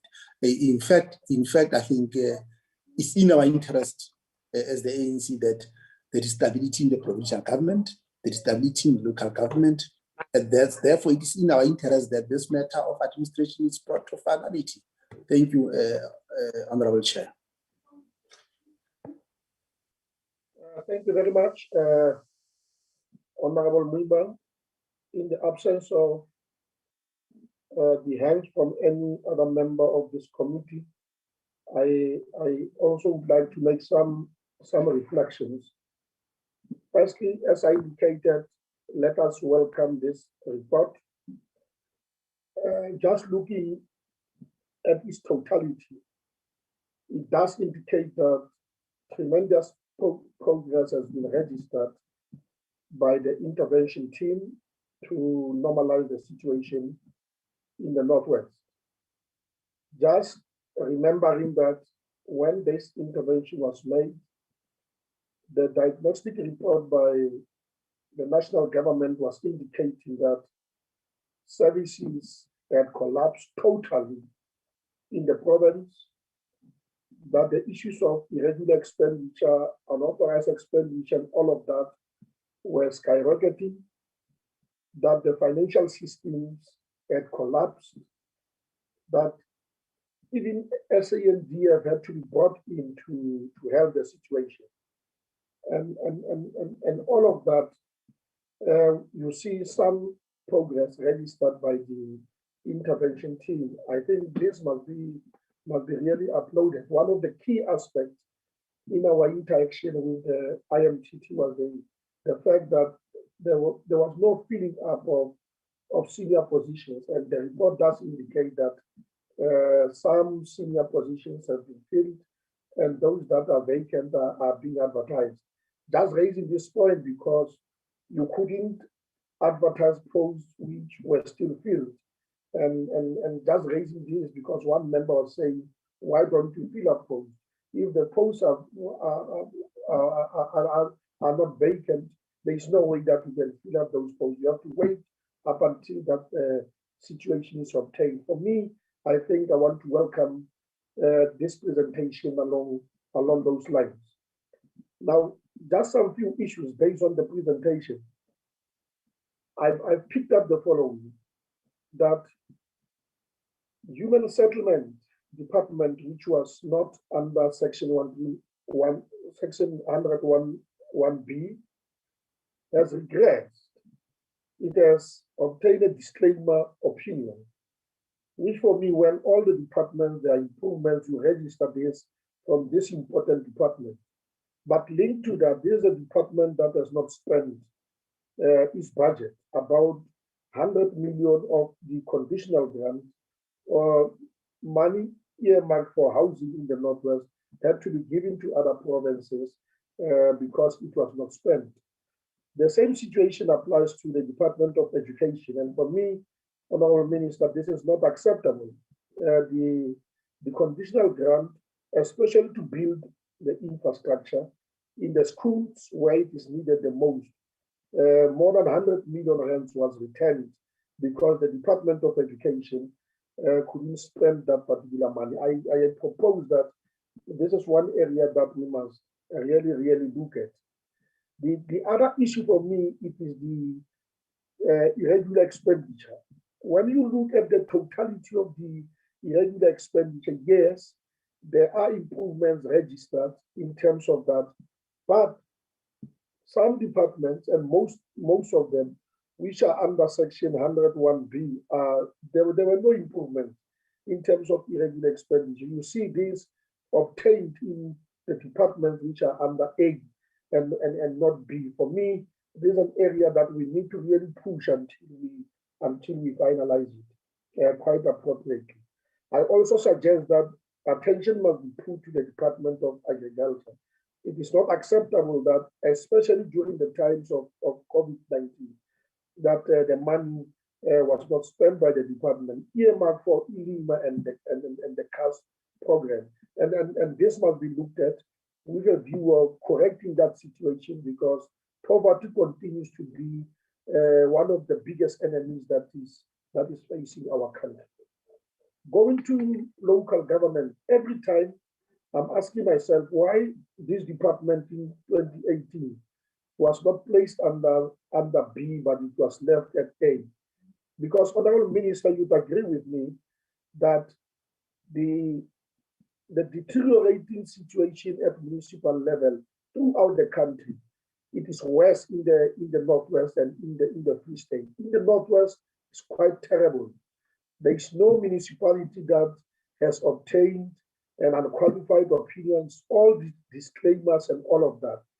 The infightings are continuing at municipal level, and I agree fully with those members who are saying you cannot have municipalities with two mayors, with two chief whips, with two speakers and all of that. And this particular problem border to not only ill discipline, but the unwillingness of the political leadership at municipal level, not only to take the responsibility, but to ensure that they normalize this situation. I did raise this particular matter in one of the engagements to say, up until the national government tackle the problems of municipalities the same way that this country confronted the issue of COVID-19, we are not going to solve the problems at municipal level. There is a need for tough action, tough decisions in my view, and if it means dissolving some of these municipalities, and like one of the members have said that in case that a provincial government is unable to fulfill its executive obligations under the Constitution, the minister and the national government is empowered to invoke Section 1397 of the Constitution to ensure that there is normality. In my view, up until there is such intensive and drastic measures against those particular municipalities who are deliberately plundering their own municipalities, there is no way that we can solve the problems of municipalities in the Northwest Province. And for me, this must be a lesson that is taught to these politicians and these leaders at municipal level who continue to behave in the manner that they are behaving. And for me, I think it's quite important that a clear-cut action is taken against those. The last point for me pertains to the criminal cases which have been opened. Not only the cases that were brought to our attention by the law enforcement agencies that we interacted with. When we got to the Northwest Province, SCOPA, the committee that is dealing with public accounts, gave us additional cases which were not forming part of the cases which were presented to us by by these law enforcement agencies, and they involve, senior politicians and senior administrators, and there's no concomitant action taken against this totally slow progress registered by the law enforcement agencies to can deal with these particular matters. And for me, I think when we engage with them, we need to ensure that we deal with these particular issues accordingly to ensure that these particular matters are followed up without any fear, favor, or prejudice on those who are involved in this particular instance. But like I indicated, in my view, just listening to the presentation, it inspires confidence. It shows that a lot of work has been done by the intervention team to attend to these particular issues, notwithstanding the issues that members of parliament have raised and those that I've raised as well, to say, in my view, in order to bring about stability and normality in the Northwest, these particular issues have got to be taken into consideration. Given the totality of the picture, in my view, again, the national government needs to give us that indication that when are they going to end this intervention, and that what is the exit strategy, like Honorable Mingmani indicated, to say, we think that in order to mitigate the risk that was mentioned in the report, this is what needs to happen to bring the Northwest to normality. But what is important is that this intervention, it cannot continue forever. There is a way that it must come to an end with clear-cut evidence that is on the table. And in my view, I think this is what the national government has got to look at. And this is a message that we kept on getting from a lot of stakeholders in the Northwest to say, and especially those who think that the IMTT has not done a lot of work. And actually, in some other cases, they were saying, the point that we disagree with, they were saying, since the IMTT came, the situation has worsened. I don't think so, given the fact that when I started here, I presented the kind of situation that was obtained before the intervention was invoked in the Northwest. But I think what is quite important is to, in the course of wrapping up, to say, this is the exit strategy. These are the issues that we think need to be followed up. This is what we have done as the national government to intervene, especially to ensure that we normalize the political situation at municipal level. For me, if those particular things can be addressed, I think the intervention would have worked and it would have totally achieved its intended objectives. I thought perhaps I must also add and raise those particular issues as ways that, as issues that I think the national executive must take into consideration. With that, let me give over to the Honorable Minister. In the course of responses, will guide us in terms of how these responses are going to be taken. Over to you, Honorable Minister. Thank you very much, Honorable Chair, and all the honorable members who have made interventions in this discussion. I think I'll first allow the administrators to respond to some of the issues, and the other ministers, if they want to intervene, and then I'll also intervene. Thank you. We'll start with Mr. Mbanza, then the other administrators. Thank you. Thank you, Minister, and good evening to the committee, honorable members and the colleagues. I would look at the questions that were raised and check with my colleagues on the other side, the other administrators, to assist in answering some of the questions. I will start with the question about skills audit. There was a question that was raised about what are we doing with the current skills that we've got within the departments.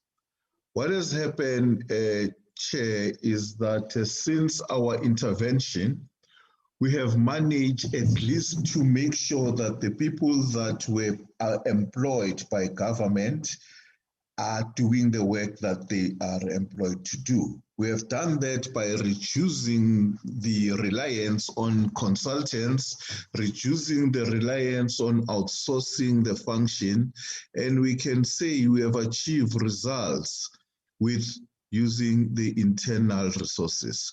We're talking about departments that used to deal with your simple financial preparation for the auditors and dealing with audit in a manner of transferring that to be done by consultants. We are at the point where we are receiving good audit outcomes by the work done by employees of government who are employed to do that function on a daily basis. There's a continuous process of ensuring that we really audit the kind of skills that we've got within the department. And this is one of the points that we have raised for us to go forward with this intervention, to say as we move out, we at least know that there are people who will carry the job, and the skills audit is one of the blocks that we said must be continued even after our presence. The second point that was made was a point around why were the positions not filled timelessly. The initiation of the process started in line with the public service regulation. But because we are on intervention, the process became a bit slow in the sense that we had to also ensure that we concur with the Department of Public Service and Administration. And that has assisted in really identifying the correct people and following the correct procedures that will not have the comeback. As we speak now, all the vacant positions, especially at senior level, are advertised or in the process of being advertised. And we believe that by the time the intervention leaves, we would have at least filled those positions and ensuring that our gains are sustainable. There are issues that are raised around the SIU, all those investigations. There are colleagues in the platform who will give us some kind of indication of where we are. Around the issue of the exit strategy, we are busy with that, and we will submit our report to the IMTT because we were guided that by the end of June, there will be the review. In that particular review, we will give our indications of where each department is, and we leave the decision on how we will go through to the IMTT. We will comment, colleagues will deal with issues around the local government. We've got colleagues here that will be dealing with issues of local government, and I will ask colleagues from National Human Settlement to just give a picture of what is happening around human settlement and how are we trying to resolve that case. We have taken a view around irregular expenditure. The irregular expenditures that are high on section 100B, all those irregular expenditures are historical contracts that we could not terminate, legally advised to deal with them differently. I'll give an example.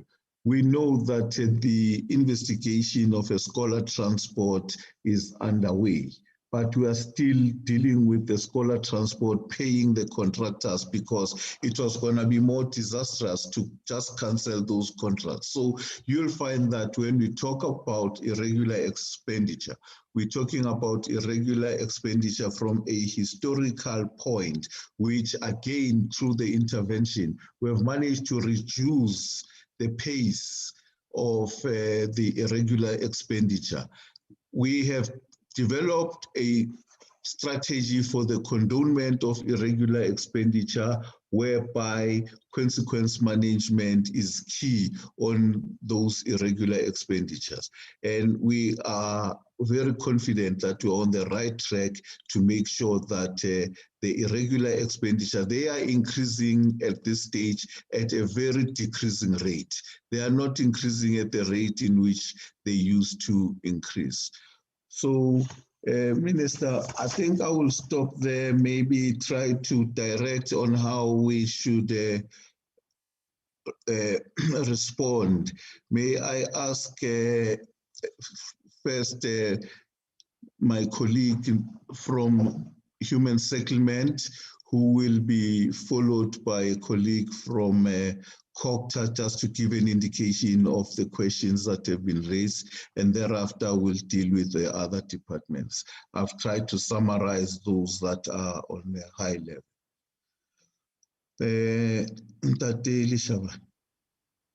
Thank you, Mr. Mpanza. Good evening, Chairperson, members, ministers, and colleagues. This is Joseph Leshavani, DDG in the National Department of Human Settlements.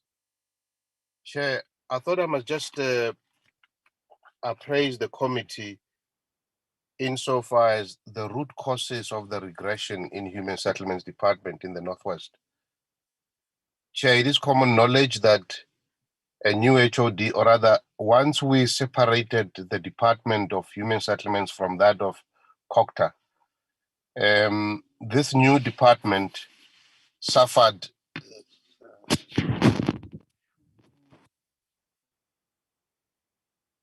perhaps undesirable scenarios. The first was that when the personnel was being separated and shared between the two departments, for some reason, the two HODs are agreed on a skewed distribution of personnel, such that the new Department of Human Settlements ended up without the requisite finance, HR, and related Program 1 capacity and personnel.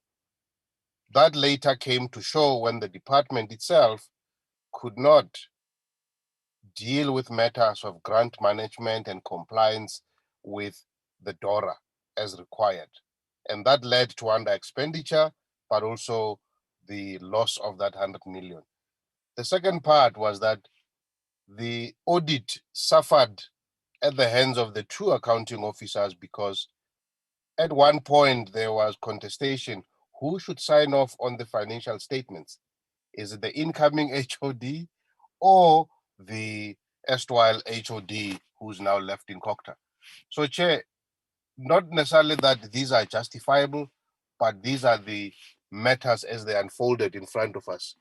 And not that we were helpless in this regard, despite all the guidance that you could give under Section 101A, the department behaved differently, and therefore the consequences show. Chair, the under expenditure of the grant and then the loss of the 100 million.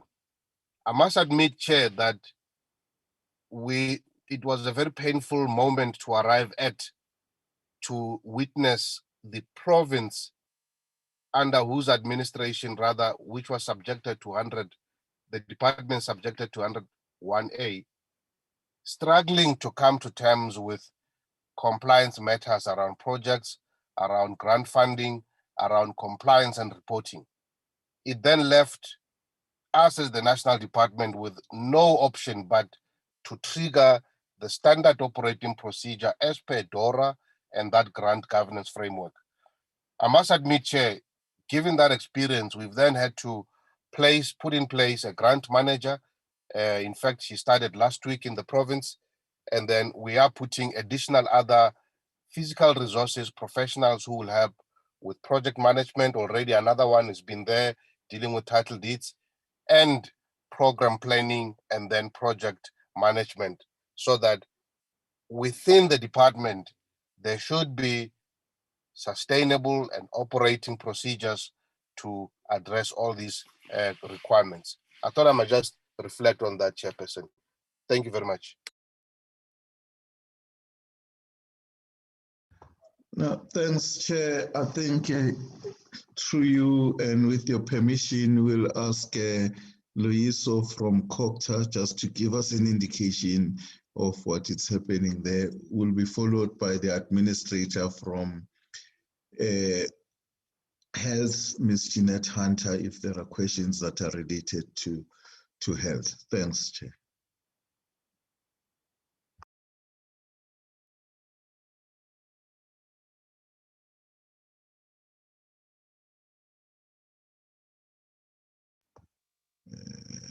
Loyiso. Thank you, Chairperson, and good evening to the members of the committees and as well as to the ministers and as well as colleagues. I will only zoom into areas of Section 154 that were being raised and as well as the interventions in terms of the way forward and what needs to be done. Yes, indeed, when we started in 2018, we had an assessment that was done per each local municipality in terms of the challenges that were confronting each municipal council. And we developed the support packages. It was a process that was involving key sector departments that have service delivery obligations towards local government. And now we didn't progress that much because of the lack of commitment by some of the sector departments that were supposed to be playing a role. And as well, some municipalities not prioritizing their budgets in terms of the interventions that needs to be done. Now, as we are implementing the district development model, we have a key focus area there that focuses on stabilization of local government, because we believe you cannot implement successfully a DDM on a ground where local government is not stable. There are some areas we have identified in the draft one plans that were due by March in terms of what needs to be done in terms of that key focus areas. So it's a matter of reviewing those 154 support packages we had in 2018 and integrating them into the district development model, taking advantage now that the district development, it's all of government involved. So there will be commitments from each sector that is involved in a local government. As you are aware that local government is everybody's business. It's not a responsibility of COCTA alone. And then going forward in terms of the municipalities that are not stable at this point in time, through the implementation protocol that was signed between the minister and the MEC in 2018, which calls upon that the MEC and the minister must actually converge and actually derive intervention strategies that needs to be implemented. We are currently working on that. And as the minister have indicated earlier on as well, in terms of the expenditure on MIG and non-expenditure, we are working closely with MISA. MISA is actually leading that process in order to develop. Chairperson, Honorable Chair. Hello. There's a request for the speakers to switch on their video because the meeting is televised. Okay, yeah. Please do that as you speak. This meeting is covered live, and South Africans would like to see you and see your faces and to connect with you. Thank you. Okay, as I'm indicating that on the interventions currently, we'll be engaging with the province in terms of the implementation protocol, and we found out strategies on how do we best intervene in those affected municipalities. And on the infrastructure side, in terms of the MIG, MISA is actually leading, as they have engineers and capacity on the ground that assist some of these municipalities. Those are the two areas I wanted to actually focus on. And thank you very much, Chairperson. Thank you. No, thanks, Chair. Like I've indicated that we'll ask colleagues to answer. At this stage, we're asking Ms. Jeanette Hunter to deal with the question, and then thereafter we will be having Tate Matabata Mukonyama after Jeanette Hunter. Thanks very much, Chair. Good afternoon, Chair. Good afternoon to the ministers, deputy ministers in the meeting, and to all the honourable members of the Select Committee, as well as good afternoon to my colleagues. Chair, I'll be addressing two questions. There was a question on why are these HODs appointed only now? And then there was one about the Red Fleet, about the emergency medical services fleet. Chair, for health, I speak for the health department. The processing of filling the HOD posts could only be started once we had dealt with the then HOD, which means there was an HOD in place who was suspended, and he went through a disciplinary process and was then dismissed.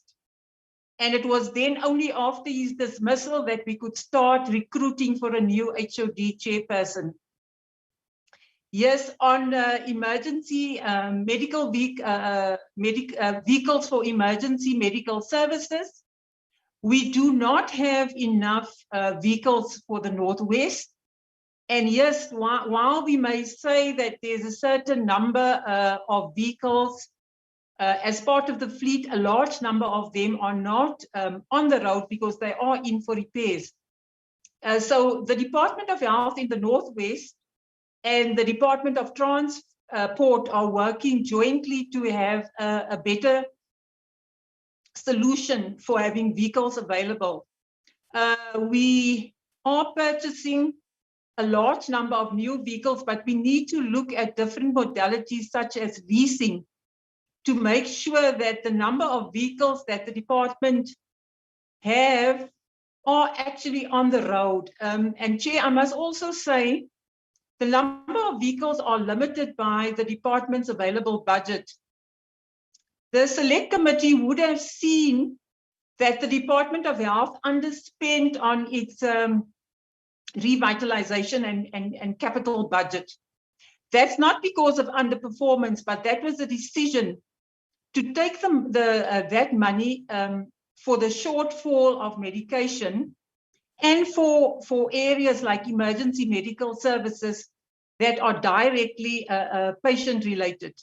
So as Ms. Majeki had said earlier, we're working with National Department of Health, National Treasury, Provincial Treasury, to improve the department's baseline allocation so that there's funding available to acquire more EMS vehicles and to cover our medicines budget that greatly contributes to our annual accruals. Thank you, Chair.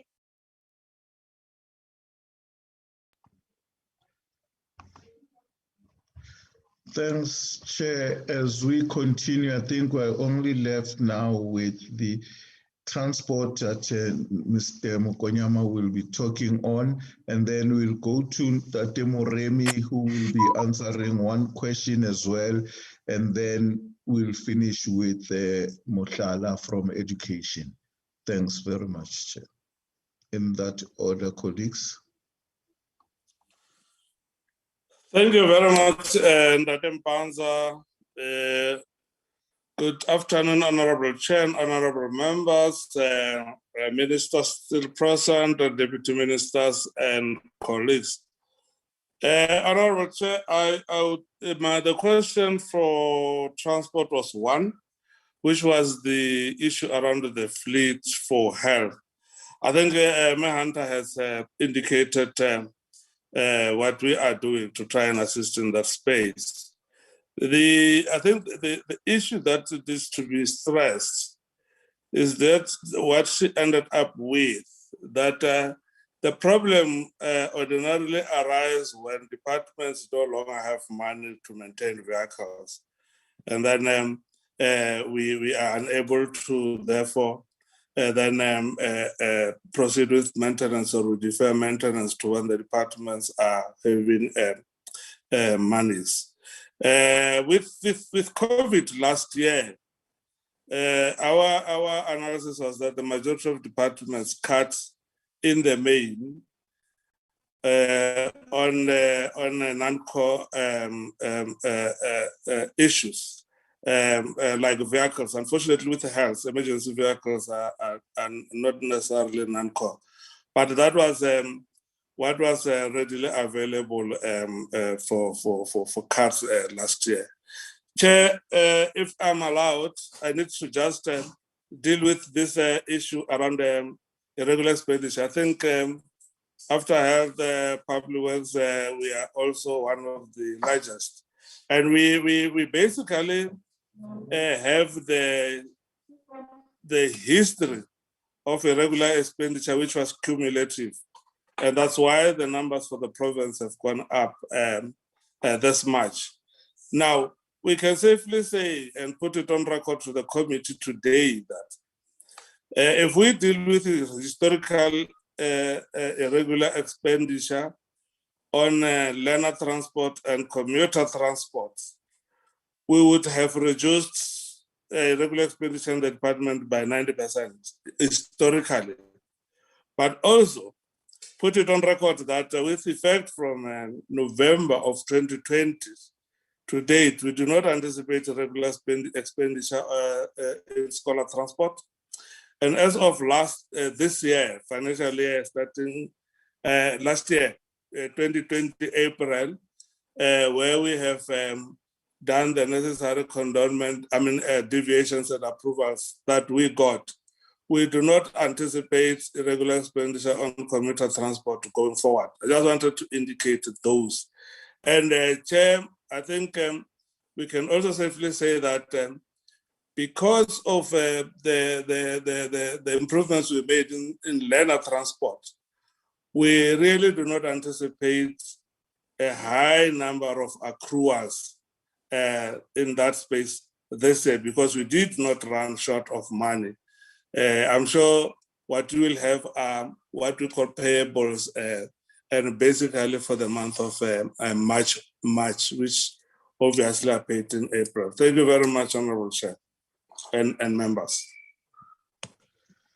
Okay, thank you. Through you, Chair, as we continue to give comprehensive answers, I'm left with the Public Works Moremi Mulat, who will be followed by Tate Moshala, and then the last response will be from National Treasury on the questions that have been asked, where Ausmeri will be doing that. Thanks, Moremi. Thank you, Chairperson, honorable members of the committee, ministers present, good afternoon. Mine are very few questions, Chairperson, but there are some of the questions have already been responded to by the colleagues that relates to matters of appointments of heads of departments and the others. I'm going only to touch on one area that relates to projects implemented where there were cost overruns in terms of projects that were being implemented in the department. Chairperson, we have submitted a report to the ad hoc committee on the projects that we have been implementing in the current financial year or the previous 2020-2021. We have also indicated projects in terms of all the 4 districts, Nakamudiri Mulema, Bujanala, Dr. RSM, and Dr. KK, and we have indicated projects where there would have been project overruns. And just to summarize the causes of such a project overruns, in the main, it would be COVID costs that were there in the implementation of projects. Secondly, it would be community protests, wherein contractors would then charge for standing time, mainly because projects would have been delayed as a result of community mobilization challenges and all those. The report is detailed. It's able to show all the districts, and I hope the committee will be able to look into that one and see what work has been done. The issue of recoveries, the SIU is working on those. It's not a matter that we're dealing with. And yeah, I'll end my report there and say thank you, Chairperson.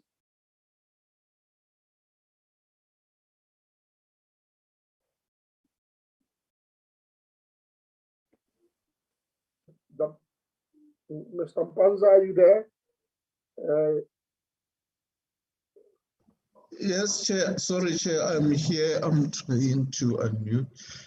Yes, Chair. We will be followed by Mr. Mohlala, who will be giving, emphasizing on the question that was raised that relate to education. And then, like I stated, our last response will be from National Treasury. Mary Macheka will be giving us the response. Tate Mohlala, over to you.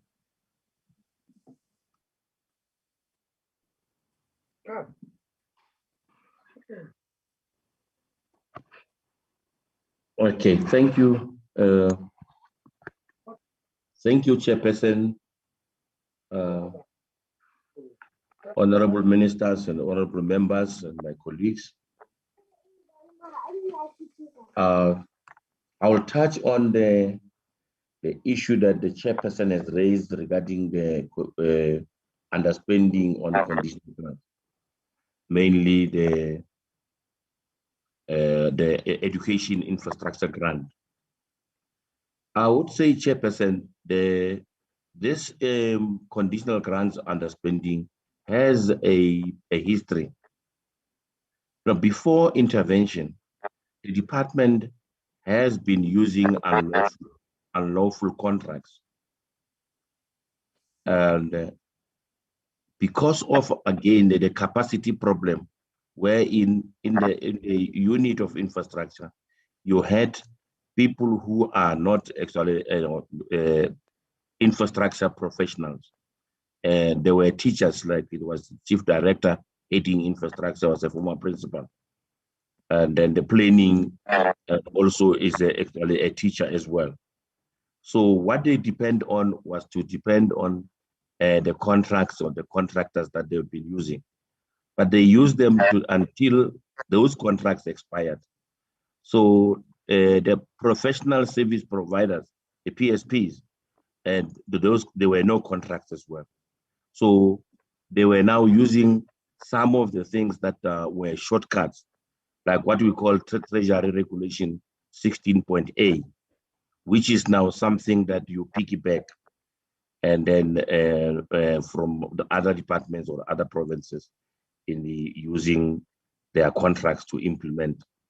So the other thing was now a lot of overpayments and irregular payments were happening. Now, when the intervention came, it was like a shock, because now things have to work, accordingly, to follow the PFMA. Now, you find that now when you deal with the processes in the correct way, not to carry on using those unlawful and expired contracts, it affected the spending. But what we did now, we then had to start with the recruitment process, and also to get the contracts that will be legal, and the support, that to help us to move forward. So the other issue is that it is so difficult now in the Northwest, not only education, it's now in the Northwest to get engineers and quantity surveyors. We have advertised more than twice without actually coming up with recruiting, reputable candidates. So we are now actually engaging the engineering council to assist in this regard.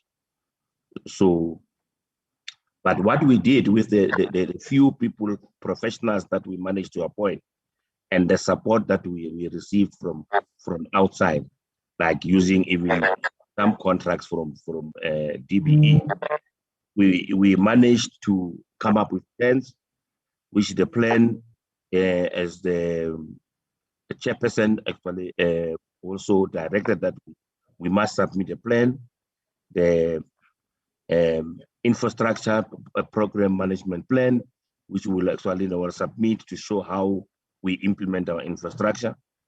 And the chairperson for the 2021 financial year, the year that ended on the 31st of March, the Department of Education has spent actually is allocated budget for infrastructure. But we still carry on now to make sure that we recruit those professionals so that then we are all right. But another thing that is affecting the Department of Education is the implementing agents. Because when you look at the projects that the Department of Education implements on its own, then there is a high spending. But now the budgets that we have allocated to the implementing agents is always actually low. They are not performing. That is why we ended up approaching the BSA actually to assist in the implementation of this project. Now, lastly, Chairperson, I would say when it comes to irregular expenditure, then the Department of Education's irregular expenditure for the 2019-20, it decreased by 63%. So all the other irregular expenditure items were for therefore historic actually information. And we hope even for this financial year that has just ended, we hope that there will be a large or big actually a decrease as well. Thank you. Thank you, Chair. I think, like I said, we are almost at the tail end of answers. Over to you, Mary. Thank you, Mr. Mpanza. Thank you, Chair. Thank you, honorable members and the ministers. I think the issue of the irregular expenditure has been touched on by the administrators. So for me, it's just maybe to say that we are now working on we have developed a roadmap that will be implemented even after the Section 100 intervention has ended, whereby we are working with the new framework that we have just released in National Treasury in terms of dealing with the irregular expenditure. The delay basically has just been that National Treasury did not want to just condone the Northwest irregular expenditure because it's in under Section 100, which was going to set, a bad example in the country. So currently we are busy working with coming up with the framework to deal with irregular expenditures as they occur. We're also dealing with the multi-year contracts, which is basically the issue that the administrators have been saying in terms of the new irregular expenditure that's been recorded in the province.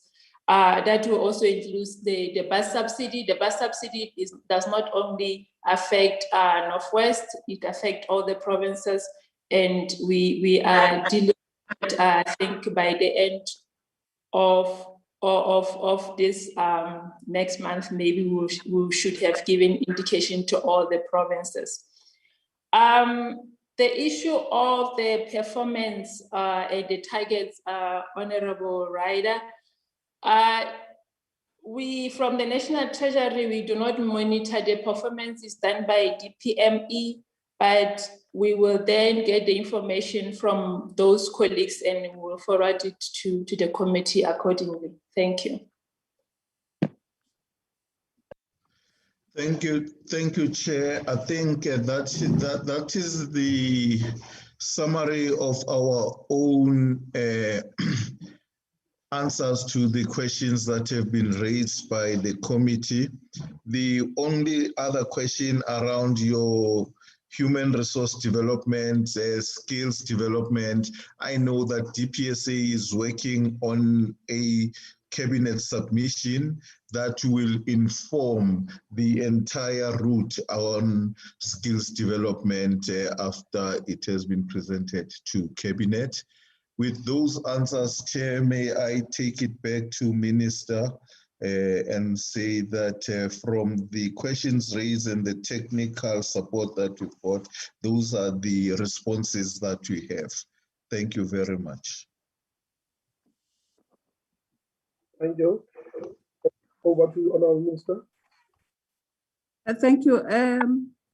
I don't know whether there's anyone from the colleagues, ministers, deputy ministers, want to add anything?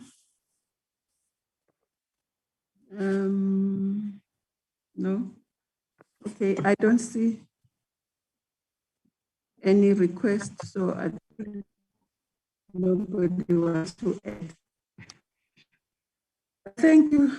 Those were the responses, but maybe just to say on the copter side, particularly the province, I think part of the unfortunate situation is that we've had 3 MECs during this intervention in as many years.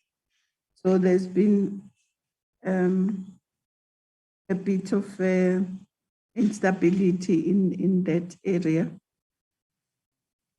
And also the department itself was not a strong. One of the issues that was raised by the previous minister was that the province, the EXCO, the premier, and the premier must strengthen the copter department. But having said that, the reason we think we should intervene through 13154 is to try and avoid leaving the municipalities and the citizens to eventually go to the courts to ask for intervention as it's happening, so that we can intervene and assist without having gone to court, but also sometimes without having to dissolve the municipality. But it is true that some of the problems and most of the problems are also because of infighting, instability in the councils themselves. And sometimes then 139 is applied, but you can do so much with 139 if the problem is at a political level. So the political side has to up its game as well to get those municipalities to act differently, because the minister can appoint mayors or remove mayors. Maybe I'll leave it at that. And then say that the exiting the province, it does not really depend on the IMTT, because the IMTT was appointed. So the IMTT reports to cabinet, and then the cabinet will eventually decide when the intervention should stop. But from the IMTT side, that's why in the presentation, we're talking about the risks, and we're talking about the fact that when the exit happens, it should not be a dramatic exit. It should be an exit that is managed in order to minimize the chances of regression where there's been improvement. So maybe I just leave it at that, Chair. Thank you. Thank you very much, Honourable Minister. And thank you very much for the responses to the questions. This is work in progress as we continue to assess the work of the committee, of the task team. And as I indicated, we are going to take a decision as this committee whether they really want to go back to the Northwest or not to tie up and mop up all the issues that are outstanding, because we want to submit a very comprehensive report that is well thought and well reasoned, that really gives Parliament a way of helping with the intervention and supporting the work of the National Executive. And in that regard, placing some recommendations which in our view will go a long way to improve intervention whenever it happens. We are quite aware that, and we appreciate that the process to promulgate a legislation pertaining to monitoring and intervention is on course. We think, like all other committees, that this must be accelerated, it must be expedited, it must be brought to Parliament. Parliament must do the necessary legislative process to engage with it, so that at the end of the day, we have a legislation that regulates intervention, whether it is Section 100 or is Section 139 intervention in terms of the Constitution. But with that, as I indicated, we still have to engage with the other stakeholders, especially those that we have identified, like your public works, like your COPTA itself, because of the situation that you also said. It is not okay at municipal level to check where are the fault lines and what is it that can be done. And going forward, how do we ensure that the province, its municipalities are stable? I think, as I indicated, and I hope that I express a view of all committee members, that we welcome this presentation. In our engagements, we will interrogate it, we will look at it, but this does indicate that, albeit the outstanding work and some limited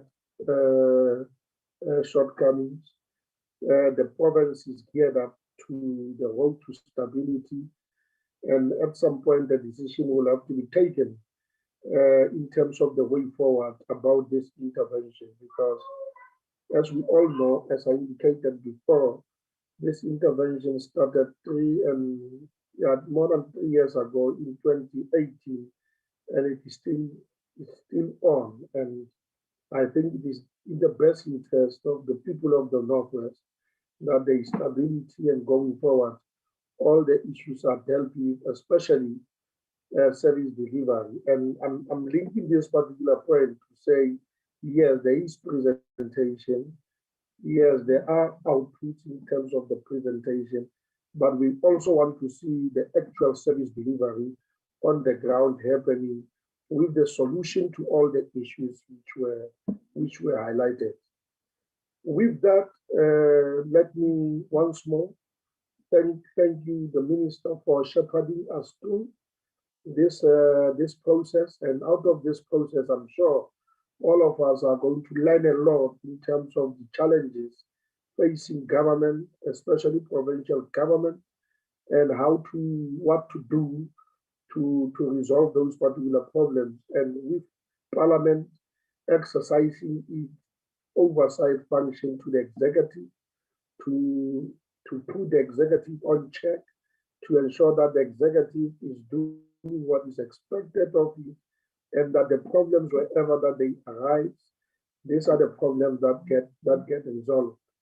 Thank you very much with your team of ministers and deputy ministers, and as well as the officials from all the departments and the intervention team for coming up. Earlier on, there was a point, and I think it's a good point, to say in future, there must be with a clear reason why a minister or deputy minister designated for this task is not attending, because I think we need to wrap up. We need to ensure that all our hands are on deck and that we work to the common good and to the fulfillment of this work that was given to us. Other issues, as we raised them earlier on, we will take them up with Parliament, satisfy ourselves that everything was in order, because these meetings are public meetings. We need to encourage people who are invited to attend the meetings, and those who are not invited not to attend, and respect the protocols and processes of Parliament. With that, thank you very much for attending the meeting. I'm going to request members of this committee, the Audit committee, together with its administrative component, to just remain for about 5 minutes or so to discuss some internal arrangements and internal issues of the committee itself. The rest, you are excused. This part of the meeting is adjourned, and thank you very much for attending. Thank you very much, Minister, for attending. Thank you. Thank you, Chairperson. Thank you, Chairperson. Thank you, Chair. Thank you. Bye. Thank you, Chairperson. Bye.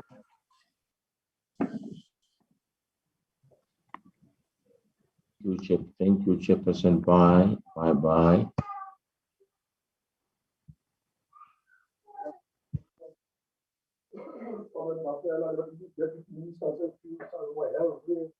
And so yeah.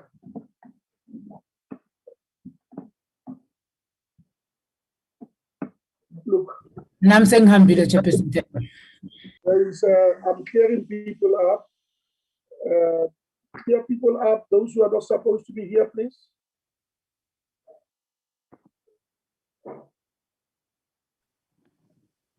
Who?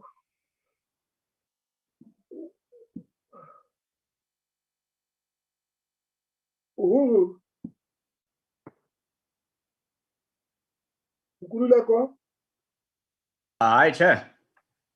Yeah, as the host of this meeting, remove some members who have blocked in. Yes. I'm not supposed to be here. I see the name of Aaron Motso.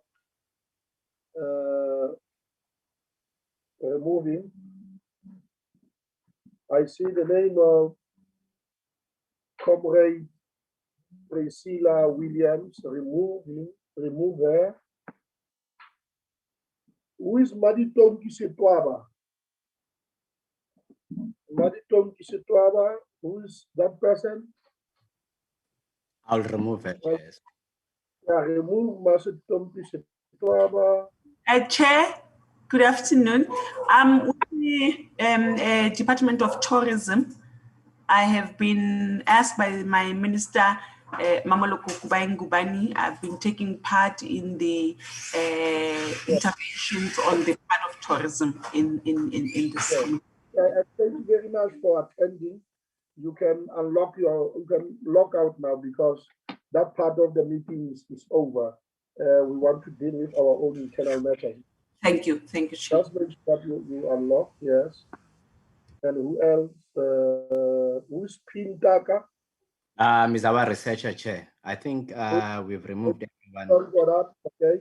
Yolanda Brown. I just want to say this. Yolanda Brown. Oh, yes, good. Look, colleagues, we said immediately after this meeting, we are going to discuss our oversight visit to the Northwest. Quickly, because we don't have time to do that. If we are to do it, we must expedite it. I don't know, and it's only next week. It means that we must meet next week if we are to do that. I don't know. I want to hear your view on that so that we expedite the process based on the totality of the situation here. I will also make some contributions at the end. Any input, Honorable Dutoy? Thank you, Honorable Chair. Honorable Chair, I mean, if you schedule an oversight meeting for next week, what will be visited? We know that the municipalities are in dire state, and so also the Northwest Provincial Legislature. What we need is a documentation that was supposed to have been submitted to us. We need to see a consequence management. We need to be provided with information with regards to investigations that are going on that are not sub judice. And I mean, I do not think that that there is an actual need to visit the province again. It will be a tremendous expenditure for the taxpayer money, for the taxpayers in the country, and for what at the end of the day. That's my 2 cents. As long as we get the information, we can discuss it in committee when everyone is available. Any other input? I've got Honorable Fisher, Chair. Honorable Fisher, yes.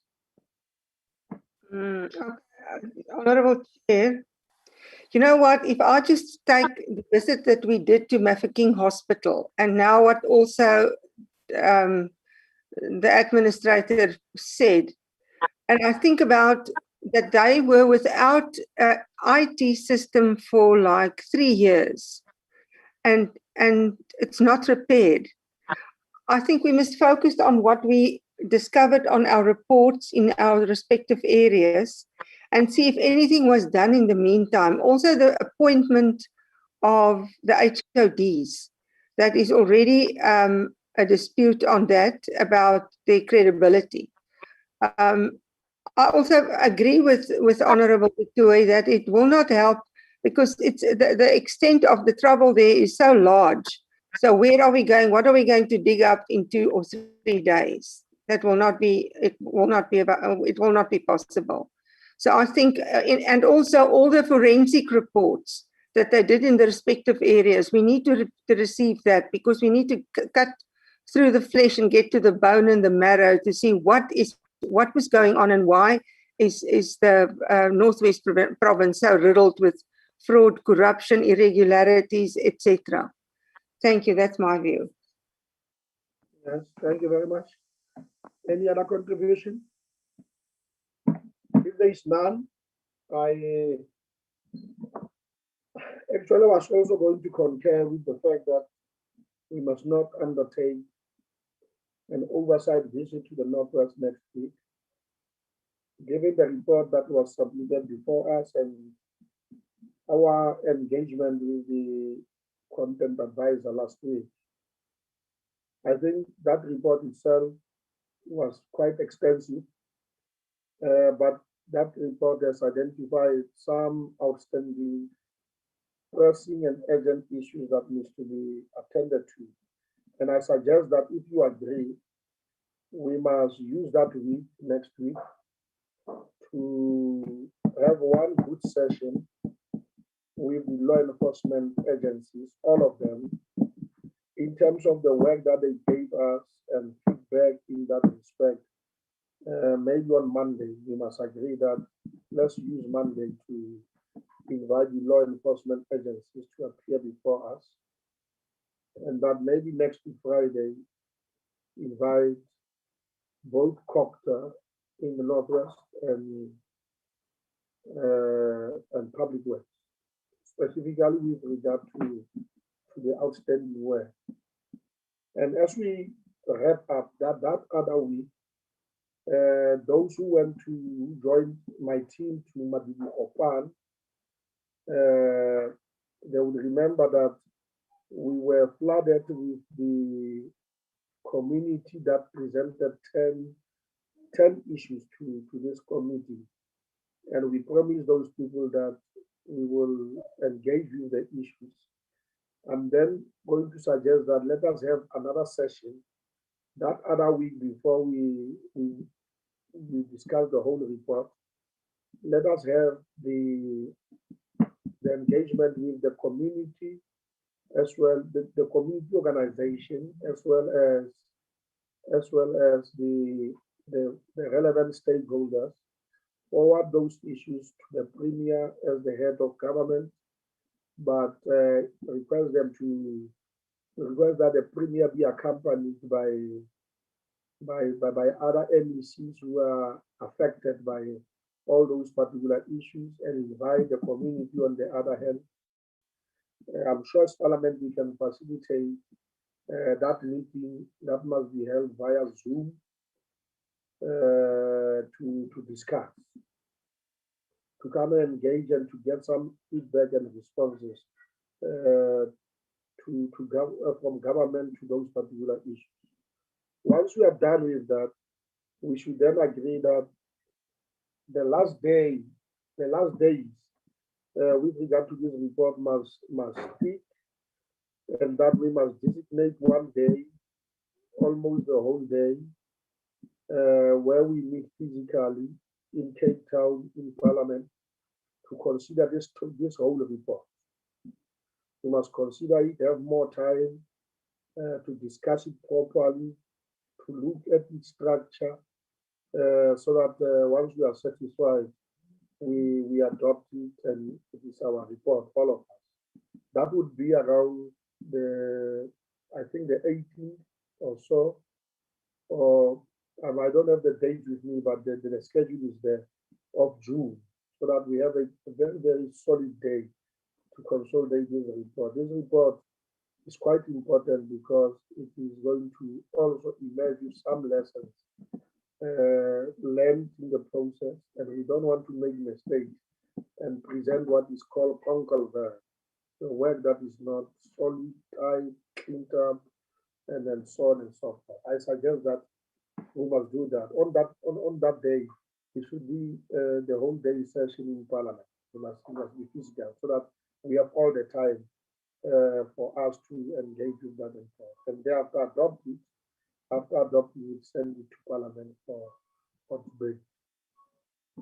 Honorable Doi, I see your hand up. Yes, thank you, Chair.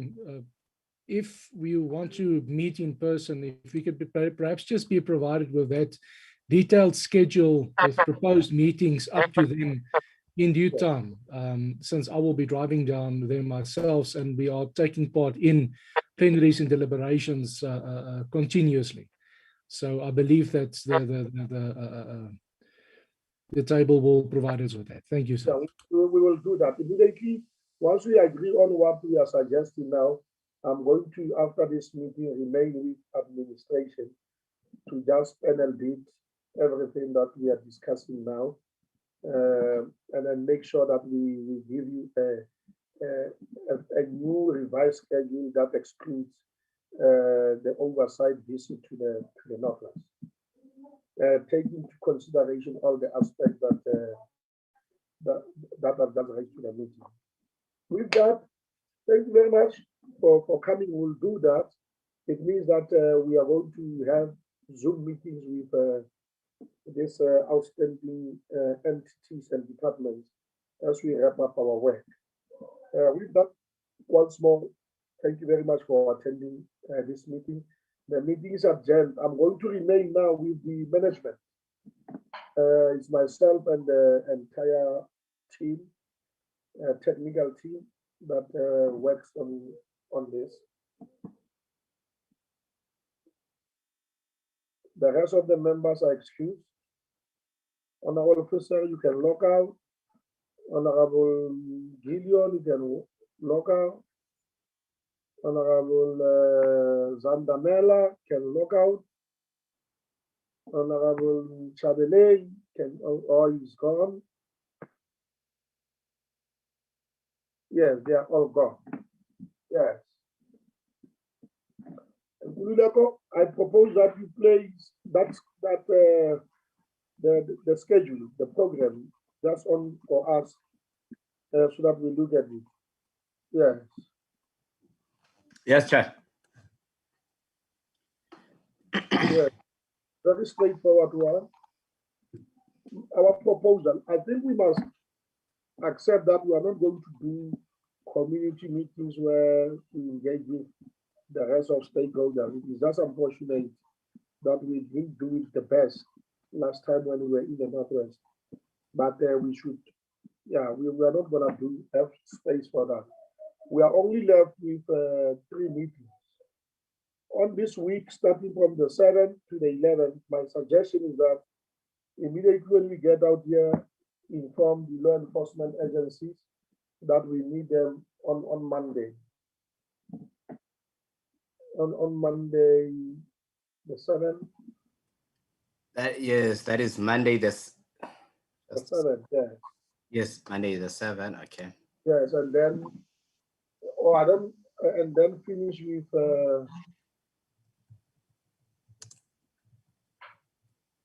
Yes, Chair, I'm listening. And then I think it will be the 11th.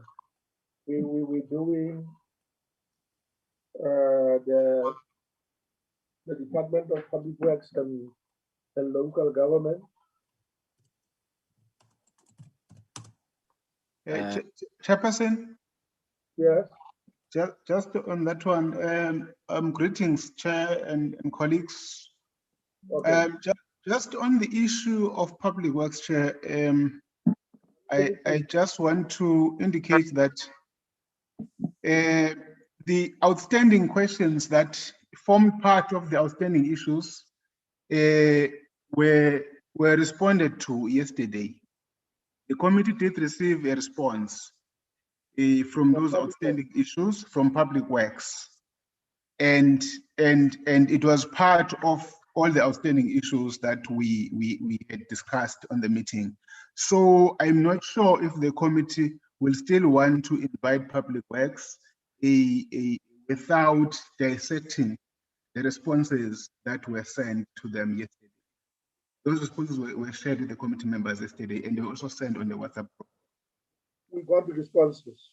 Yes, Chair. Of all the issues that the committee was concerned about in the Northwest. Yeah. Why then don't we have Costa for 2 hours and have a session with all those people of Madibuhopan? Instead of Public Works. Yeah, that will be done. And that Friday the 18th, leave it deliberately. Friday the 18th, we request that it must be a visual meeting. We must not visual, what we call physical meeting. Yeah, because my problem, Chair, is that we can't, the committee can't call the department for something that it has already submitted, not unless the committee is not satisfied with the submission. No, it's okay. Just call, I don't know. Yeah. Those that we want the most are the law enforcement agencies. You would agree with me that we want the law enforcement agencies. Yes. I don't know whether it's a 7 appropriate or not. Yes. Why don't we do, because we are doing it vice versa? The 7, 8, the department and those communities, the committee of 10, that is next week Monday, and then on Friday we do the law enforcement agency. I think that will be fine. That will be in order also. Time when we were supposed to meet with the law enforcement agency, they told us, hey, this is a short notice, waka waka, and then we felt that we postponed, and we don't have a room for postponement. Yeah. We need to finalize the 11th, and that we give you the whole week to tie up the report. That must be ready for the 18th. Ready for discussion and adoption. So, Chair, it means if the meeting of the 7th is agreed, we need to call upon all the stakeholders that are affected by the 10-point plan that was raised by the committee forums, not only COCTA, because there is a shopping list that the committee forum has written to the committee. So it's a shopping. A shopping list, yeah. So does that mean the 7th of June is designated for the community forum and the stakeholders that are implicated? Yes, COCTA as well is part of that meeting. Remember, it was supposed to be Public Works, but because Public Works has responded, and then the chair says, no, let's take out the Public Works and replace it with the community forum. And therefore, if we call the community forum, it will be advisable to call them and call the stakeholders that are affected by their list of needs that is submitted to the committee. The topic with the community forum is on their demands, not anything outside their demand. Yes, if Public Works has got a role to play, they must come and respond to the demands of the community of 10 in our presence. Yes. Okay, Chair. Then, Chair, on the meeting of the 18th, we want it to be in Parliament, ne? Not virtual. Yeah. Okay. Let's do it physical, yes. And that today is we have 18 days, and we must inform members of Parliament on time, because we need to consider this report and adopt it properly. Okay, Chair. Now, this community forum, can you please expedite? I don't know how Parliament does this, but I know that there is a provision by Parliament that we need to make sure that wherever they are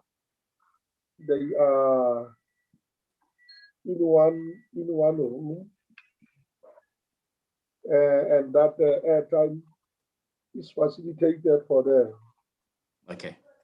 Part of what you can do is to gently request the province to ferry them from Madulukopan to Mafikeng, or a close area where there is sufficient airtime and access to Zoom facility. Because as you know, there is no Zoom facility, and maybe request the province to also, I don't know what time is the meeting, but there must be some refreshment for those 10 or so people made available. I'm sure the province will have the capacity to do that. So Chair, if I can list the departments that are affected by their demands, so that Nkululeko can capture them on the program as we speak. Yeah. It's one is Department of Public Works and Roads, which has to respond to the issue of the road Z482. Two is the Department of Human Settlements and Cooperative Governance. Yeah. Settlements and Cooperative Governance. Yeah, just list them, we will know them. Yeah. Department of Police. Yes. Department of Education and Sports Development. Yeah, so some of the issues are overlapping. I think it's important for the Premier also to be there, as you were saying, Chair. Want the Premier because to be there. Yeah, because the issue of the police station, it's not a provincial issue per se. No, but remember, the Department of Community Safety, which must attend, can take that matter up with the police. Yes, because the building of the police station is done by the National Department. Okay. Provincial commissioner or any person designated by him. The national. And please, whoever is writing this, don't exclude Public Works. Include the Public Works. And education. Yeah, we are done. Yeah, and education, yeah. And it's education and sport development. No? I think, no, but these are two separate departments now. Yeah, because we also need sport. If sport is separate, I thought education was combined with sport initially when I looked at the name of the department, but if they are separated, then you need sport well, because there's an issue around the stadium, which was allocated some amount which was not completed, and therefore there was investigation where there will be a need for an updated report. Yeah. And this, we must remember, but it is called a feedback session with the committee of 10, which represents the people of Madibogopan, and that this session is going to be used to respond to all of these issues in line with the program of the government. I think, Chair, one of the issues also that you should emphasize, or that we should emphasize on the report as part of this 10-point plan, is the issue of that road ZA482, which had led to the public protest. It's one of the hot potato, and with public works coming, that road, public works need to be very clear on what are the plans that are put in place to prioritize that roads, what is the budget for that road, and what are the time frames to make sure that that road is sorted out, because that road does not only affect communities that were protesting, but also the schools that we visited. Yes, but remember, the department has, I think, so maybe speaking on the correction, but I think the department has budgeted for this road. Yes. I think, yes, they have. Yeah, it has. Quite important that it has hear from the horse's mouth. Yeah, it has budgeted, but I was just highlighting it as one of the critical areas that you might actually want to take interest on.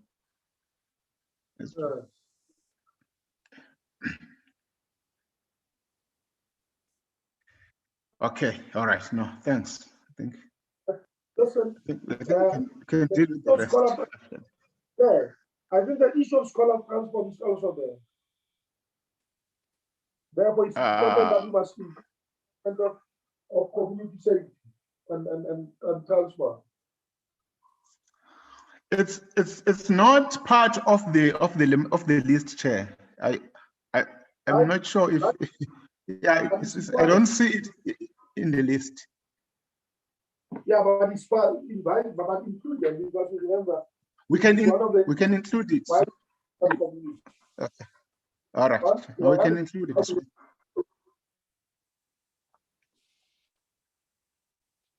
Okay. Chair, we are cutting off now. We're struggling to hear you. What are we including?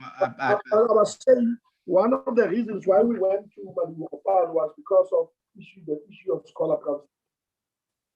And infrastructure as well. The overcrowding of classrooms and sanitation, and issues around the kitchen, the functionality of kitchens for nutrition program, school nutrition program, and classrooms in the main. Classrooms were also at the forefront. But the Department of Because remember, they had temporal classrooms, and even those temporal classrooms were not in good conditions when we got there. And the other issue that I think the issue linked to that, Chair, that the forum is raising here is that there was 4 million rand that was allocated for that school to address the issue of classrooms, the overcrowding in classrooms. But what had happened there was that the service provider just painted the classrooms and converted one classroom into a staff room. So there was no real extension of classes to address the issue of overcrowding. So, yeah.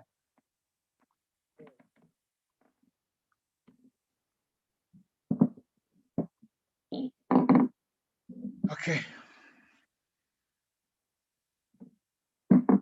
That. And yes, and please, can one, the program be available immediately after this meeting, or at least tomorrow morning, the updated one on what we're doing. Two, we must ensure that letters are served to the Department of Compta, because it must come and address the issue of the state of municipality, and that a letter be served to the Premier inviting all the departments to come and specifically deal with this.